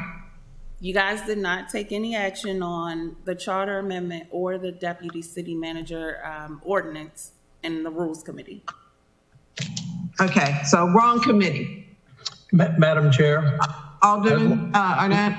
I'd like to offer a motion that the Rules of City Government recommend favorably Charter Amendment CA 1-20 with the 10 amendments. I'll second that motion. Okay. I see 8 amendments. I don't see 10 amendments. And so who's going to, Alderman Savage? This is your legislation. Are you going to go through those amendments for us? Well, it's not my legislation, it's the administration's, but the amendments did come from the Environmental Matters Committee, so I'd be happy to go through those. Are you talking about the Buckley amendments? No, they are amendments 9 through 10, Environmental Matters Committee from 7/15/20. I'm looking at our agenda and it says amendments 1 through 8, Buckley amendments. But it's in the minutes, and the amendment 9 was asked for by the city attorney, which is that we insert back at the beginning the words "at the direction of the city manager" before all of the powers and duties of the deputy city manager. And I believe we discussed and approved that. But Takia's about ready to tell us what we really did. No, I want to know what minutes you're referring to. I have the minutes from the 14th up, and you guys didn't take any action on these two pieces of legislation, which is why you guys wanted to meet today. Environmental Matters had amendments, and Economic Matters approved it with the amendments. But I'm trying to figure out what minutes you're referring to. Okay. You're right. I was a witness to that. You guys didn't get to it at all, and that's why you had the meeting today to finish ADUs and go on. I am looking at the minutes, committee members, and I'm not sure what you're referring to as far as us having addressed any of the amendments. I don't see that in the minutes at all. You're correct. I was looking at the amendments attached. I do believe that we discussed them, but maybe we need to go back and do it again since we don't remember that. You did not. Whether we did it or not. Okay, so trying to find our meeting again now. Oh, come on. Madam Chair, I think it might be easiest to perhaps withdraw my second on that motion, and we might want to do a new motion with just the administration amendments, and then we can chat about the environmental matters ones separately. Well, I'm looking at the agenda, the attachments to the legislation. Staff report with proposed amendments. Are they the Buckley amendments? Yes. And these are the ones we went over in economic matters. Okay. And they're really just stylistic. There's nothing really, changing qualifications to duties and adding a paragraph or adding a comma or a period. They're really just stylistic. Okay. So do you want to dispense with these the administration amendments first, Madam Chair? With the Buckley amendments, but I am pulling them up right now.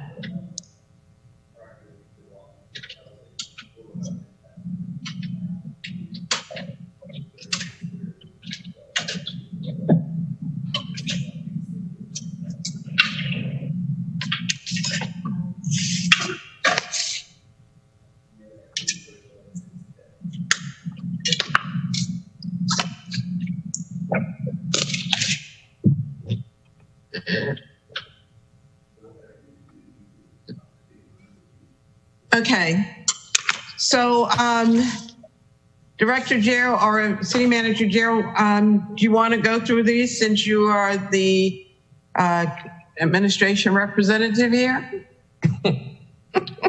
If you insist. They really are right, just, they're all very... They're just wordsmithing, and there's nothing substantial to these that really change. But and he did do it for us at Economic Matters. I'm sorry? I said he did do it for us at Economic Matters. Madam Chair. Alderman Arnett? So in my mind, at least, I reviewed all of these amendments 1 through 8 in some life, and I was comfortable with them. I actually have my legislation printed out and marked up with each one of them showing what is being added or stricken and added. So I would be comfortable, and I think this really is predicated on whether you're comfortable making a motion that the Rules and City Government recommend favorably on the Buckley amendments 1 through 8. Okay. So is that a motion? Yes. I second that motion. Okay. Further discussion on those amendments? Hearing none, all in favor of the Buckley amendments 1 through 8, please say aye. Aye. Aye. Aye. Support the amendments. And then we have 2 more amendments, 9 and 10, that began in the, or generated through the Environmental Matters Committee. And I think these should be taken separately. Yes.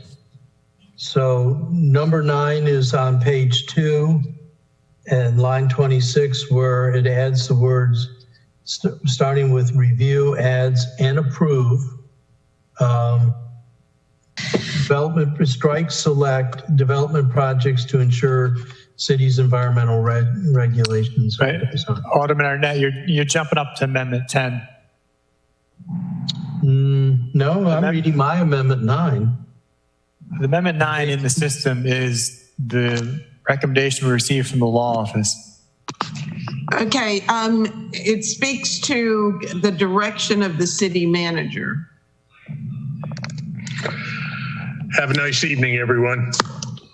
Hey, hope your hand gets better, Fred. Thank you. Yeah, take care. Yeah, so no more surgeries for you. Yeah, thank you. In Granicus, I'm showing amendments 9 and 10 are the ones that came from the Environmental Matters Committee. Yes, they are. And 9 came from the city attorney at the Environmental Matters Committee. Oh, I'm sorry. You're right. Discussing some of that text in red. You're correct. And so the committee recommended we remove the text in red that says at the discretion of the city manager. That was inserted, we don't know by whom, but on 2 lines in the legislation. But it really kind of is not needed because it's implied that everything that the deputy city manager does is going to be at the discretion or direction of the city manager. And so the city attorney was recommending we just insert, quote, at the direction of the city manager. Instead, at the beginning on page 2, Line 29. Line 39.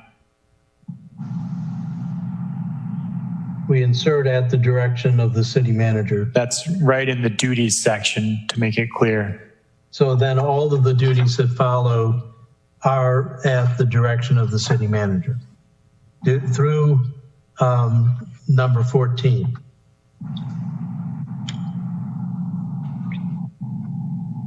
So is there a motion to approve Amendment 9? So moved. Second. Okay, further discussion? Hearing none, all in favor, please say aye. Aye. Aye. Aye. And then 10 is... number 10. Number 10 is on page 3, line 26. The way I have written it is it starts off, line 26 starts off with review. I had that we say insert and approve development projects. So mine strikes the word select. There was debate, and I think the city manager did opine on that. I don't remember exactly what you said, Mr. Gerald. My preference is to let that be the judgment of the deputy city manager about the projects, but and I couldn't really figure out what select would mean in this context, but City Manager Gerald, you had some thoughts. Yeah, what my thought was about that is the last sentence of that paragraph 8 describes what the select projects are. And it says such development projects would include large-scale projects as well as those that may impact sensitive natural resources. So I think that sort of narrows the field down for the projects that are particularly interesting and particularly need the review.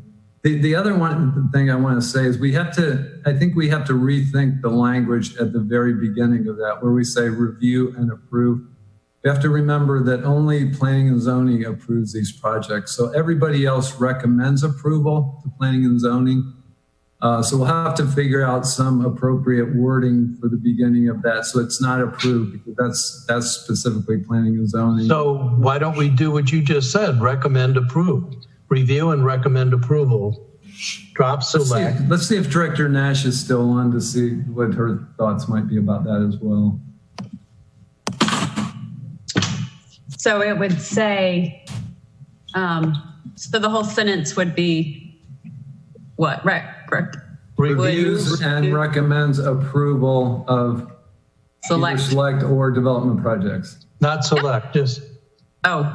Reviews and recommends approval of development projects to ensure city environmental regulations are being fully utilized to meet its goals to identify potential revisions to ensure resilience, stability, and social equity goals. Then such development projects would include large-scale projects as well as those that may impact sensitive natural resources.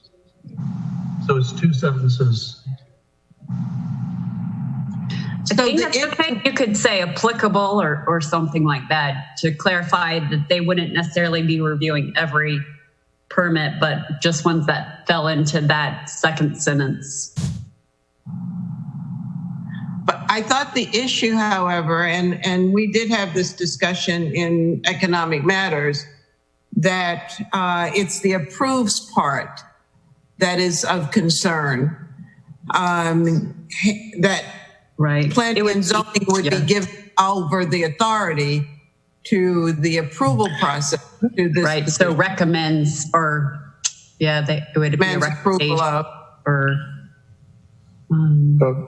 Madam Chair. Alderman Savage. Yeah, I mean, I'm not sure. I think we might just be wordsmithing a bit too much.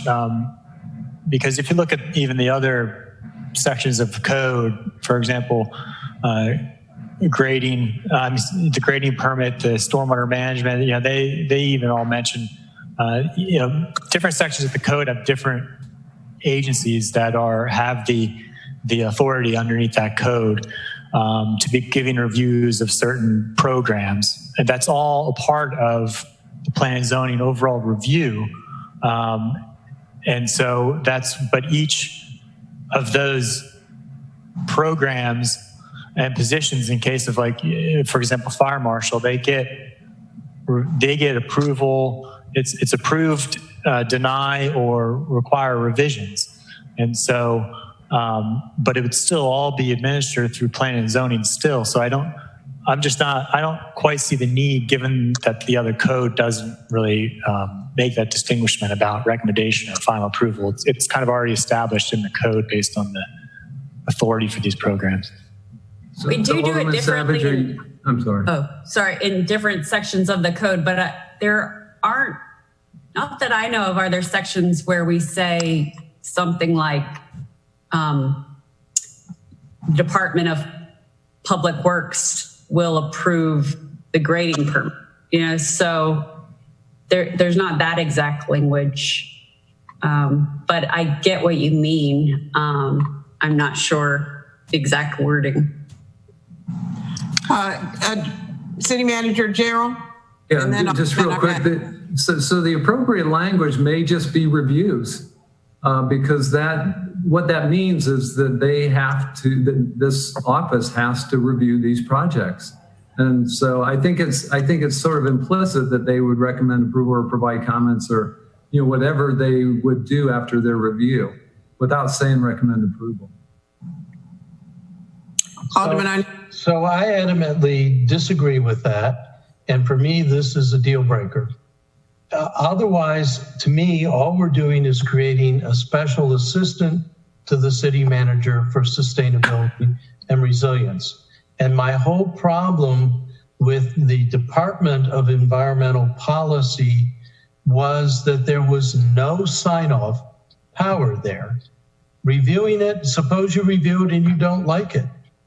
You don't have any way of expressing that. So, I mean, this to me is at the very heart of creating this position. And if there isn't that ability, just the same way as Public Works has the ability, if Public Works doesn't agree with the stormwater proposal for a major project, all of those things listed here, they will say we don't approve this, and it doesn't go forward until there's an agreement. So unless we're going to keep a Department of Environmental Policy, what we have right now, and give that department the same kind of sign-off lines as other departments have, I think the rest of this is meaningless to me. And I think that the whole intent here was to give, as you stated, City Manager Gerald, an environmental umbrella across all of the departments. If you don't have an authority to say, I don't think you're recognizing the environment, you have no power whatsoever. So I think that I could see review and recommend approval. I think that waters it down some.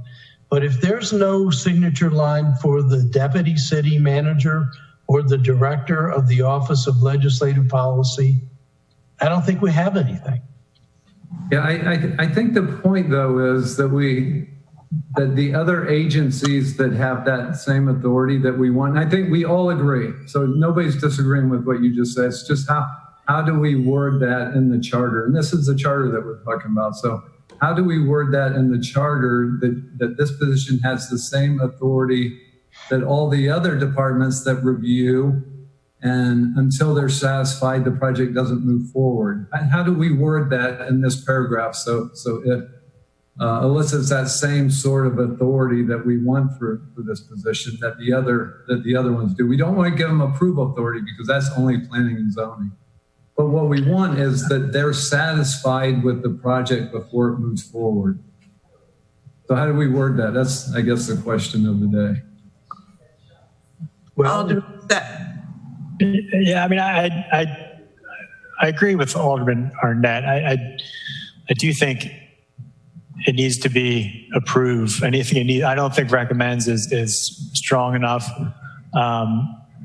And again, Director Jarrell, I mean, it's final approval for all of this. I think it does lie with planning and zoning because they administer the permits.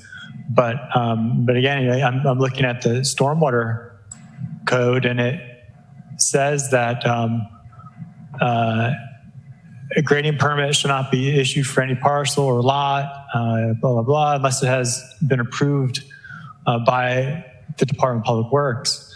And so the permits issued by planning and zoning, but the actual approval, one of the approval lines in Track It comes from Public Works, just like fire marshal gets that approve, deny, review. But that permit, overall permit's issued by planning and zoning. So I don't think, I mean, I certainly understand the concern, but I don't think that this is going to be overstepping any kind of internal bounds for approval authority. I have just the opposite belief, Alderman. I think the intent all along has been to give this position authority over others and specifically over projects. And that concerns me. You know, I think we could put a signature line on anything and make it work without having to change the charter and give some authority that we haven't even deemed qualified yet. You know, and I don't have to give the lecture about from where we've come, because, you know, we had a department and we eliminated it. And we eliminated the people in it because we didn't agree with their decisions. And now we're coming back to redo what was already in place. You know, I think it's a mistake. I think there are some other things that we should be doing so that we're not piecemealing the structure of our city. You know, we're not talking about putting a deputy in for public safety. Other cities have deputies for public safety. We're not having that discussion. So we're going to add a position here and add a position there. And then we're going to come back and complain because we have too many people working for the city. It's bad policy to do piecemeal that we're planning to do now. So I supported the amendment, but I'm going to oppose both of these pieces of legislation.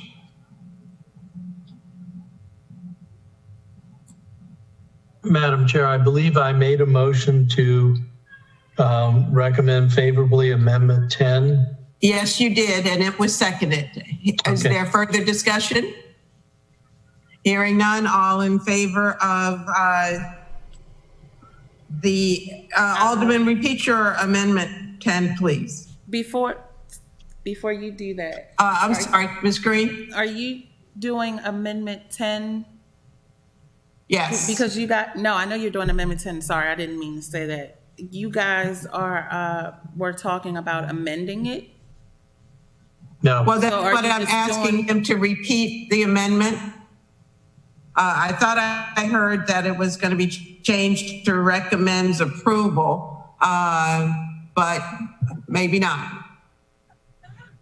That's not my motion. My motion is Alderman, would you read your amendment, please? But my motion was on page 3 in line 27, strike, select, and substitute, and approves. Okay, so that's the original motion, or right. The original amendment is what you're doing? Okay. Yes. Mm-hmm. Second that, and I just want to clarify that Ms. Green, the amendment as written has the wrong line number. It should be line 26, not line 27. Yeah, that's correct. Thank you. I'm sure she'll note that. Okay, the motion is Amendment 10, as written, other than changing the line from 7 to 26. All in favor, please say aye. Aye. Aye. Opposed? Opposed? Nay. All right. I move Charter Amendment CA 1-20 as amended to be recommended favorably to the City Council. Second. Okay, here, further discussion? Hearing none, all in favor of giving a favorable recommendation to CA 120, please say aye. Aye. Aye. Nay. Nay. Okay. Thank you very much. And we have 30 minutes to dispatch with the ordinance 20-20. Mr. Gerald, is this in the consent calendar? Is this on the agenda for Monday? No. It is not? I don't think it is. No. Ms. Green? Not yet, anyway. Yeah, okay. No, it's not. The agenda is completed, isn't it? Yeah, okay, that's what I thought. Well, I would entertain a motion to postpone this if it's not on the agenda for Monday night. That's my thinking, but. I think I'd like to try to get on the agenda. This is the last committee that needs to hear it. So if we can bust this out in half an hour, which I think we can, trying to bring up some of the environmental matters amendments to this. The administration amendments are, again, pretty mundane. The Environmental Matters Committee actually is, it's easy to go over, a non-controversial. but we were pulling something out of this legislation to make it so we don't conflate issues, but I can get into that. I think we can go through this pretty quickly. So all the committees have not finished their work on this legislation? They have. Yeah, this is the last one. This is the last. Okay, I just heard Alderman Savage say something different, I thought. No, they had amendments. He was talking about the amendments from Environmental Matters, but this is the last committee. Okay. So are we going on to the 2020? Yeah. Yes, gentlemen, we are. Apparently. So I'd like to move recommendation for the Buckley amendments 1 through 5. Second. Okay, I'm looking for the Buckley amendments. Page 14. Oops.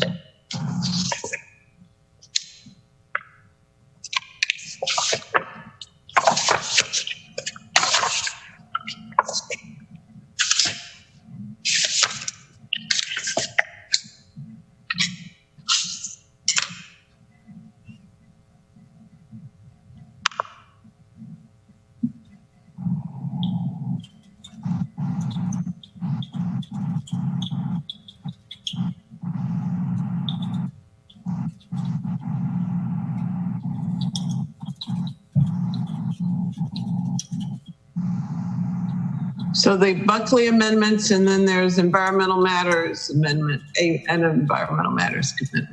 Okay, who would like to take the lead on this? Are you looking at the Buckley? Yes, 1 through 5. Okay, so Amendment 1 is just for the sake of consistency of those job titles throughout the charter. So there's another place in the charter, at least one other place, that lists the Human Resources Manager and the Management Information Technology Manager. So that this is just to make the terminology consistent throughout the charter. Okay, do you want to take these separately, or that seems to be a different subject than the other two amendments? It is. It's just to clean up for the charter. So I'll entertain a motion for Amendment 1.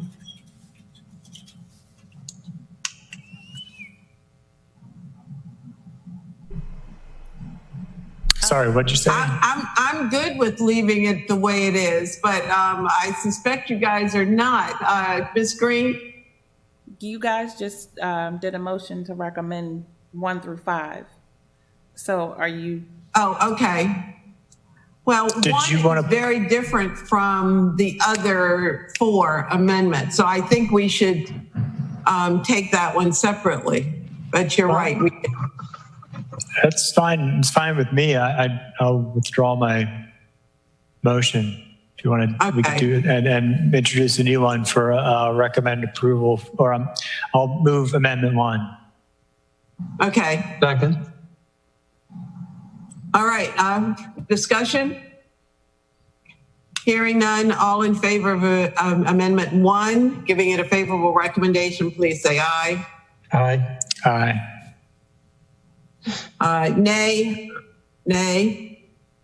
So can we discuss that for a bit, Madam Chair? What is... We just had a vote on it, but okay. Okay. So you want to keep it as director? I don't think that's what Trish was recommending, but maybe David, Mr. City Manager, can tell us more about that. Well, would you like for me to explain my vote on that? I would very much like to hear your explanation. I have been opposed from day one, diminishing the Director of Human Resources and the Management Information Technology Director from those director positions to manager positions. From the time the previous administration demoted those positions. And they also happen to be positions in which women led those departments. And I stand opposed to treating them separately as if their departments and their leadership don't merit the same title and benefits of being directors. So yes, I oppose those. And I know that my vote on this is not going to change the structure of the city government, but I could not support those amendments. So if I may, I understand exactly what you're saying. I've understood it from the get-go. I thought that the reason for not being director is director was reserved for departments. And if you look above, that seems to be the case, although in the case of city attorney, police, and fire, we use chief and attorney. So I thought I understood from Trish that this was a change to conform with basic personnel structures. I think that the pay, we took care of the pay for these positions. So I thought this was more of a pro forma thing to use proper personnel terminology. So that's why I voted in favor. Yeah, it's even beyond that. So there was a vote sometime in the past to make it manager. In one part of the code, it's listed as human resources manager and management information technology manager. I think in a couple of different locations.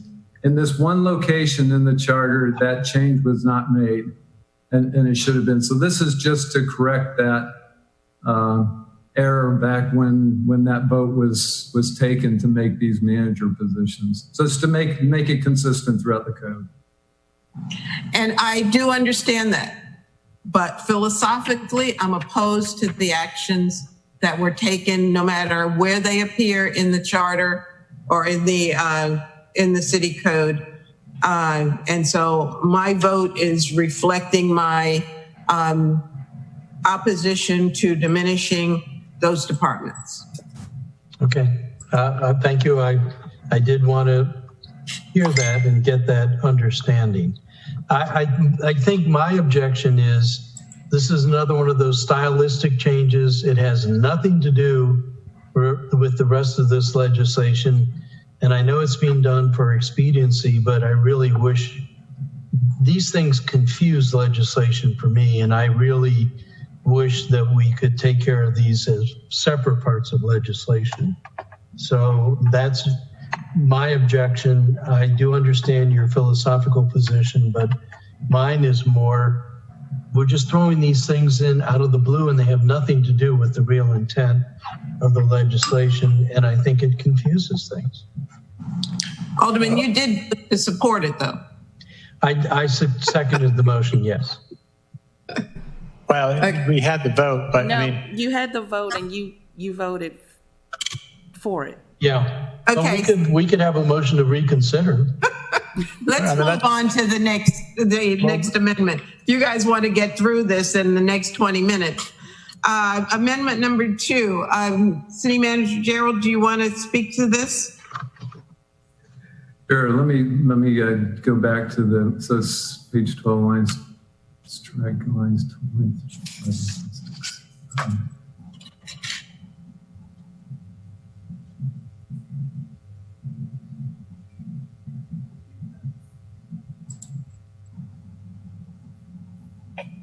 It seems to just be adding the title Deputy City Manager for Resilience and Sustainability in those two locations. It says in those 2 lines, strike lines 25 and 26 and insert health officer. Insert that language, health officer, comma, and except with regard to sections which matter.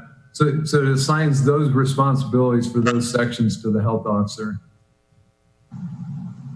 which matters shall be administered and enforced by the Deputy City Manager. And line 31 after zoning. I think this has I'm going back and forth and understand. It has to do with, I think, the phone ban and how some of that enforcement of that was done is done through the Office of Environmental Policy. Madam Chair, I have no problems with this amendment, so I would make a motion that we recommend favorably to the City Council Amendment number 2. Is there a second? Second. Okay. Mr. Gerald, are you comfortable with this new language? I was back when I understood it. I've kind of forgotten my understanding of that. Okay. Are we having fun? It's been a long day. Okay. Further discussion? Hearing none, all in favor of the motion to give a favorable recommendation to amendment number 2, please say aye. Aye. Aye. Aye. Amendment 3 seems to include the city forester. We're striking city forester. 3 and 4 are both the same. So when this was put together, it included responsibilities for the city forester specifically. That's not the way the code usually has it. Usually it has a department director or designee. And so that's the language that we want, is the director of planning zoning or his or her designee, instead of specifically listing the city forester. Okay. And that's both 3 and 4. Okay. So I would make a motion that we recommend favorably on amendments 3 and 4, the Buckley amendments 3 and 4. Second that motion. Okay, further discussion? Well, I would note on the same page, not relevant to the 2 amendments that are before us, that City Attorney Braithwaite did raise at the Environmental Matters some issues about lines 11 through 16. I don't think they're germane to the amendment, but I'm directing this to Alderman Savage. You're the chair of that committee. I'm not sure that Joelle understood exactly what this was, but is there something we need to consider here in rules? For which amendment? Well, it's not part of the 2 amendments, but it's on the same page. So I'll interject this after we have the discussion on amendments 3 and 4. That amendment, what you're referring to, Alderman, is not addressed in these amendments. So you're correct. So I'm standing down. Okay. Well, I'll move approval of amendment number 5. Well, we haven't taken a vote on the first one. We just did 3 and 4, I thought. We didn't vote on them. Oh. So all in, hearing no further discussion, Alderman? No, aye. Aye. Okay. All in favor, please say aye. Aye. Okay, Before we amendment go to 5. 5. Okay, we'll do 5. So 5 just ensures that because these 2 are traveling together and require each other, that the code goes into effect the same time as a charter amendment. Otherwise, we do away with Office of Environmental Policy, but don't have a reestablished or newly established deputy city manager. So they have to be aligned for the effective date. Okay. Further discussion? Hearing none. There was a motion, right? Yes. Yes. Moved and Okay. seconded. All right. All in favor, please say aye. Aye. Aye. Okay. And then we have, So do are we? there other amendments? Yeah. There's one Environmental Matters Committee amendment. So that's Amendment 6. And if you go to page 14, and it's proposing to strike lines 11 through 16. And it's the text in caps. So, and this is, again, just to show that I certainly have no desire to push anything through or to include anything nefarious. This is something I noticed in the legislation that what it does is it would require permits for removal of trees anywhere in the city if they're over 24 inches. And so currently you only need to get a tree permit if you're removing a tree in your front yard. It's like within 25 feet or so from the roadway, from a right of way, or if it's part of a forest conservation or critical area permit. But otherwise, if you want to take down a tree in your backyard, you don't need a permit. Now, I agree with the intention. I do think we should introduce a change to require permits in this instance, but I don't think it's appropriate to be including that into this larger piece of legislation because it just conflates the issues. And kind of similar for the other Amendment 1, which I do want to go back and reconsider. But for number 6, I just think that should be taken out, and that's what the Environmental Matters recommended. I'm not clear. You want to withdraw Amendment 6, or you said taken out? 6 removes a provision in the ordinance, and the provision in the ordinance would require permitting of trees 24 inches and over anywhere in the city, and that's more aggressive than what we have now. So I second that motion. This is what I was jumping ahead to, unfortunately. This is what Joelle Braithwaite was discussing at Environmental Matters, and we think that this should come out. As Alderman Savage says, it's fairly onerous, and that was City Attorney Braithwaite's opinion or recommendation to us as well. Mr. Lyles is with us, please. Yeah, just I don't have 6 in front of me, but yeah, it sounds like it doesn't deal with the substance of the ordinance, dealing with something else. So it wouldn't even be appropriate to put this before the council in this form. It's a stylistic change.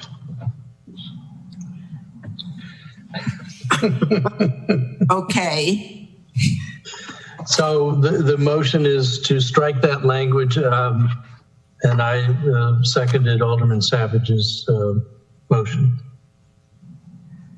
So the motion is to oppose Amendment 6 from the Environmental Matters Committee?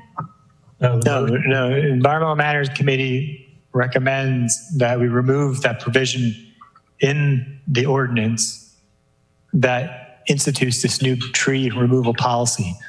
We recommended that be removed because it's not related to the underlying ordinance. And the law department recommends that it be removed. Same that thing. it be removed. Okay, so your motion is to support the Environmental Matters Amendment. Correct? Correct. Okay, further discussion? Hearing none, all in favor, please say aye. Aye. Aye. I'm going to abstain. All right. Madam Chair, I move we recommend ordinance 2020 to the City Council with amendments. Is there a second? Second. Okay. Oh, wait. I wanted to make a motion to reconsider that Amendment 1. Oh. The Buckley Amendment number 1. Okay. Okay. Ms. Green? So I have a question about that because you're reconsidering the amendment and it's not your amendment. So are you reconsidering our recommendation? I think he's reconsidering our vote on that amendment. That's all I wanted to know. Mr. Lyles, is this appropriate action that how do we reconsider our vote on the First Amendment on this ordinance? Okay, so the First Amendment, as I see on page 11, strike lines 41 down 42. Okay, so did you vote on it already? Yes. And yes. You voted to recommend approval of Amendment 1 or no? Yes. Yes, approval. Vote 2-1. Okay, and so the individual that voted no has to be the one to bring it forward, right? So those that voted yay on the motion can't reconsider it. Only the person that voted nay on the motion can bring forth a reconsideration. So Alderman Savage, I'll give you 1 minute to convince me that I should move to reconsider. Because that was the one who voted in opposition to it. I know, but I thought it was the prevailing side is the only side that can make the motion to reconsider, not the losing side. Hold up. You might be right. Let me think about it. Okay. So I'm trying to get who. So Amendment 1 was put before you, and there was a vote to recommend approval of Amendment 1. Yeah. And what was the vote on that? 2-1. 2-1. It passed 2-1. Okay. I voted in opposition. Yes. And my colleagues voted. Okay, yes. So in order to change that vote, the individuals that voted yay are the ones who can now change their mind. So that's correct. Okay, so Alderman Savage, does it require an actual motion to reconsider the vote on Amendment 1, Mr. Lyles? It does. Okay, so Alderman Savage. Two votes. One, I move to reconsider. Second, and then it brings it back onto the table for discussion and consideration and another vote. Okay, Alderman Savage. Yeah, I'll move to reconsider our recommendation for amendment number 1. Second. Okay, all in favor? Aye. Please say aye. Aye. Okay, so now the new motion. And then I'd move that we not recommend amendment 1. Second. So your motion is to oppose amendment number 1 of the mayor. Yes. And there was a second. I seconded that. We're falling in love with you, Madam What can we say? I mean, what you convinced happened? us. Okay. Oh, okay. All right. Further discussion? Hearing none. All in favor of the motion to oppose Amendment 1, please say aye. Aye. Aye. Okay. All right. All right, now I'll move that we recommend O 2020 favorably as amended. Which now includes rejection of amendment number 1. Second. Okay, further discussion? Hearing none, all in favor of making a favorable recommendation of O 2020 as amended, please say aye. Aye. Aye. Nays? Nay. Okay, done. You guys are good. You got it done in 24 minutes too. You gave us that pressure. Well, good. Nothing like a little pressure. Okay, Ms. Green, is there anything else for the good of the order? Not for me. Okay, anyone else? I move we adjourn. Okay, I want to thank everybody. City Manager Gerald and Attorney Lyles and everybody else who's still with us. Thank you, everybody. I'll entertain a motion to adjourn. So move. Second. All in favor, Now, baby. say aye. Aye. Hi, guys. Thank you.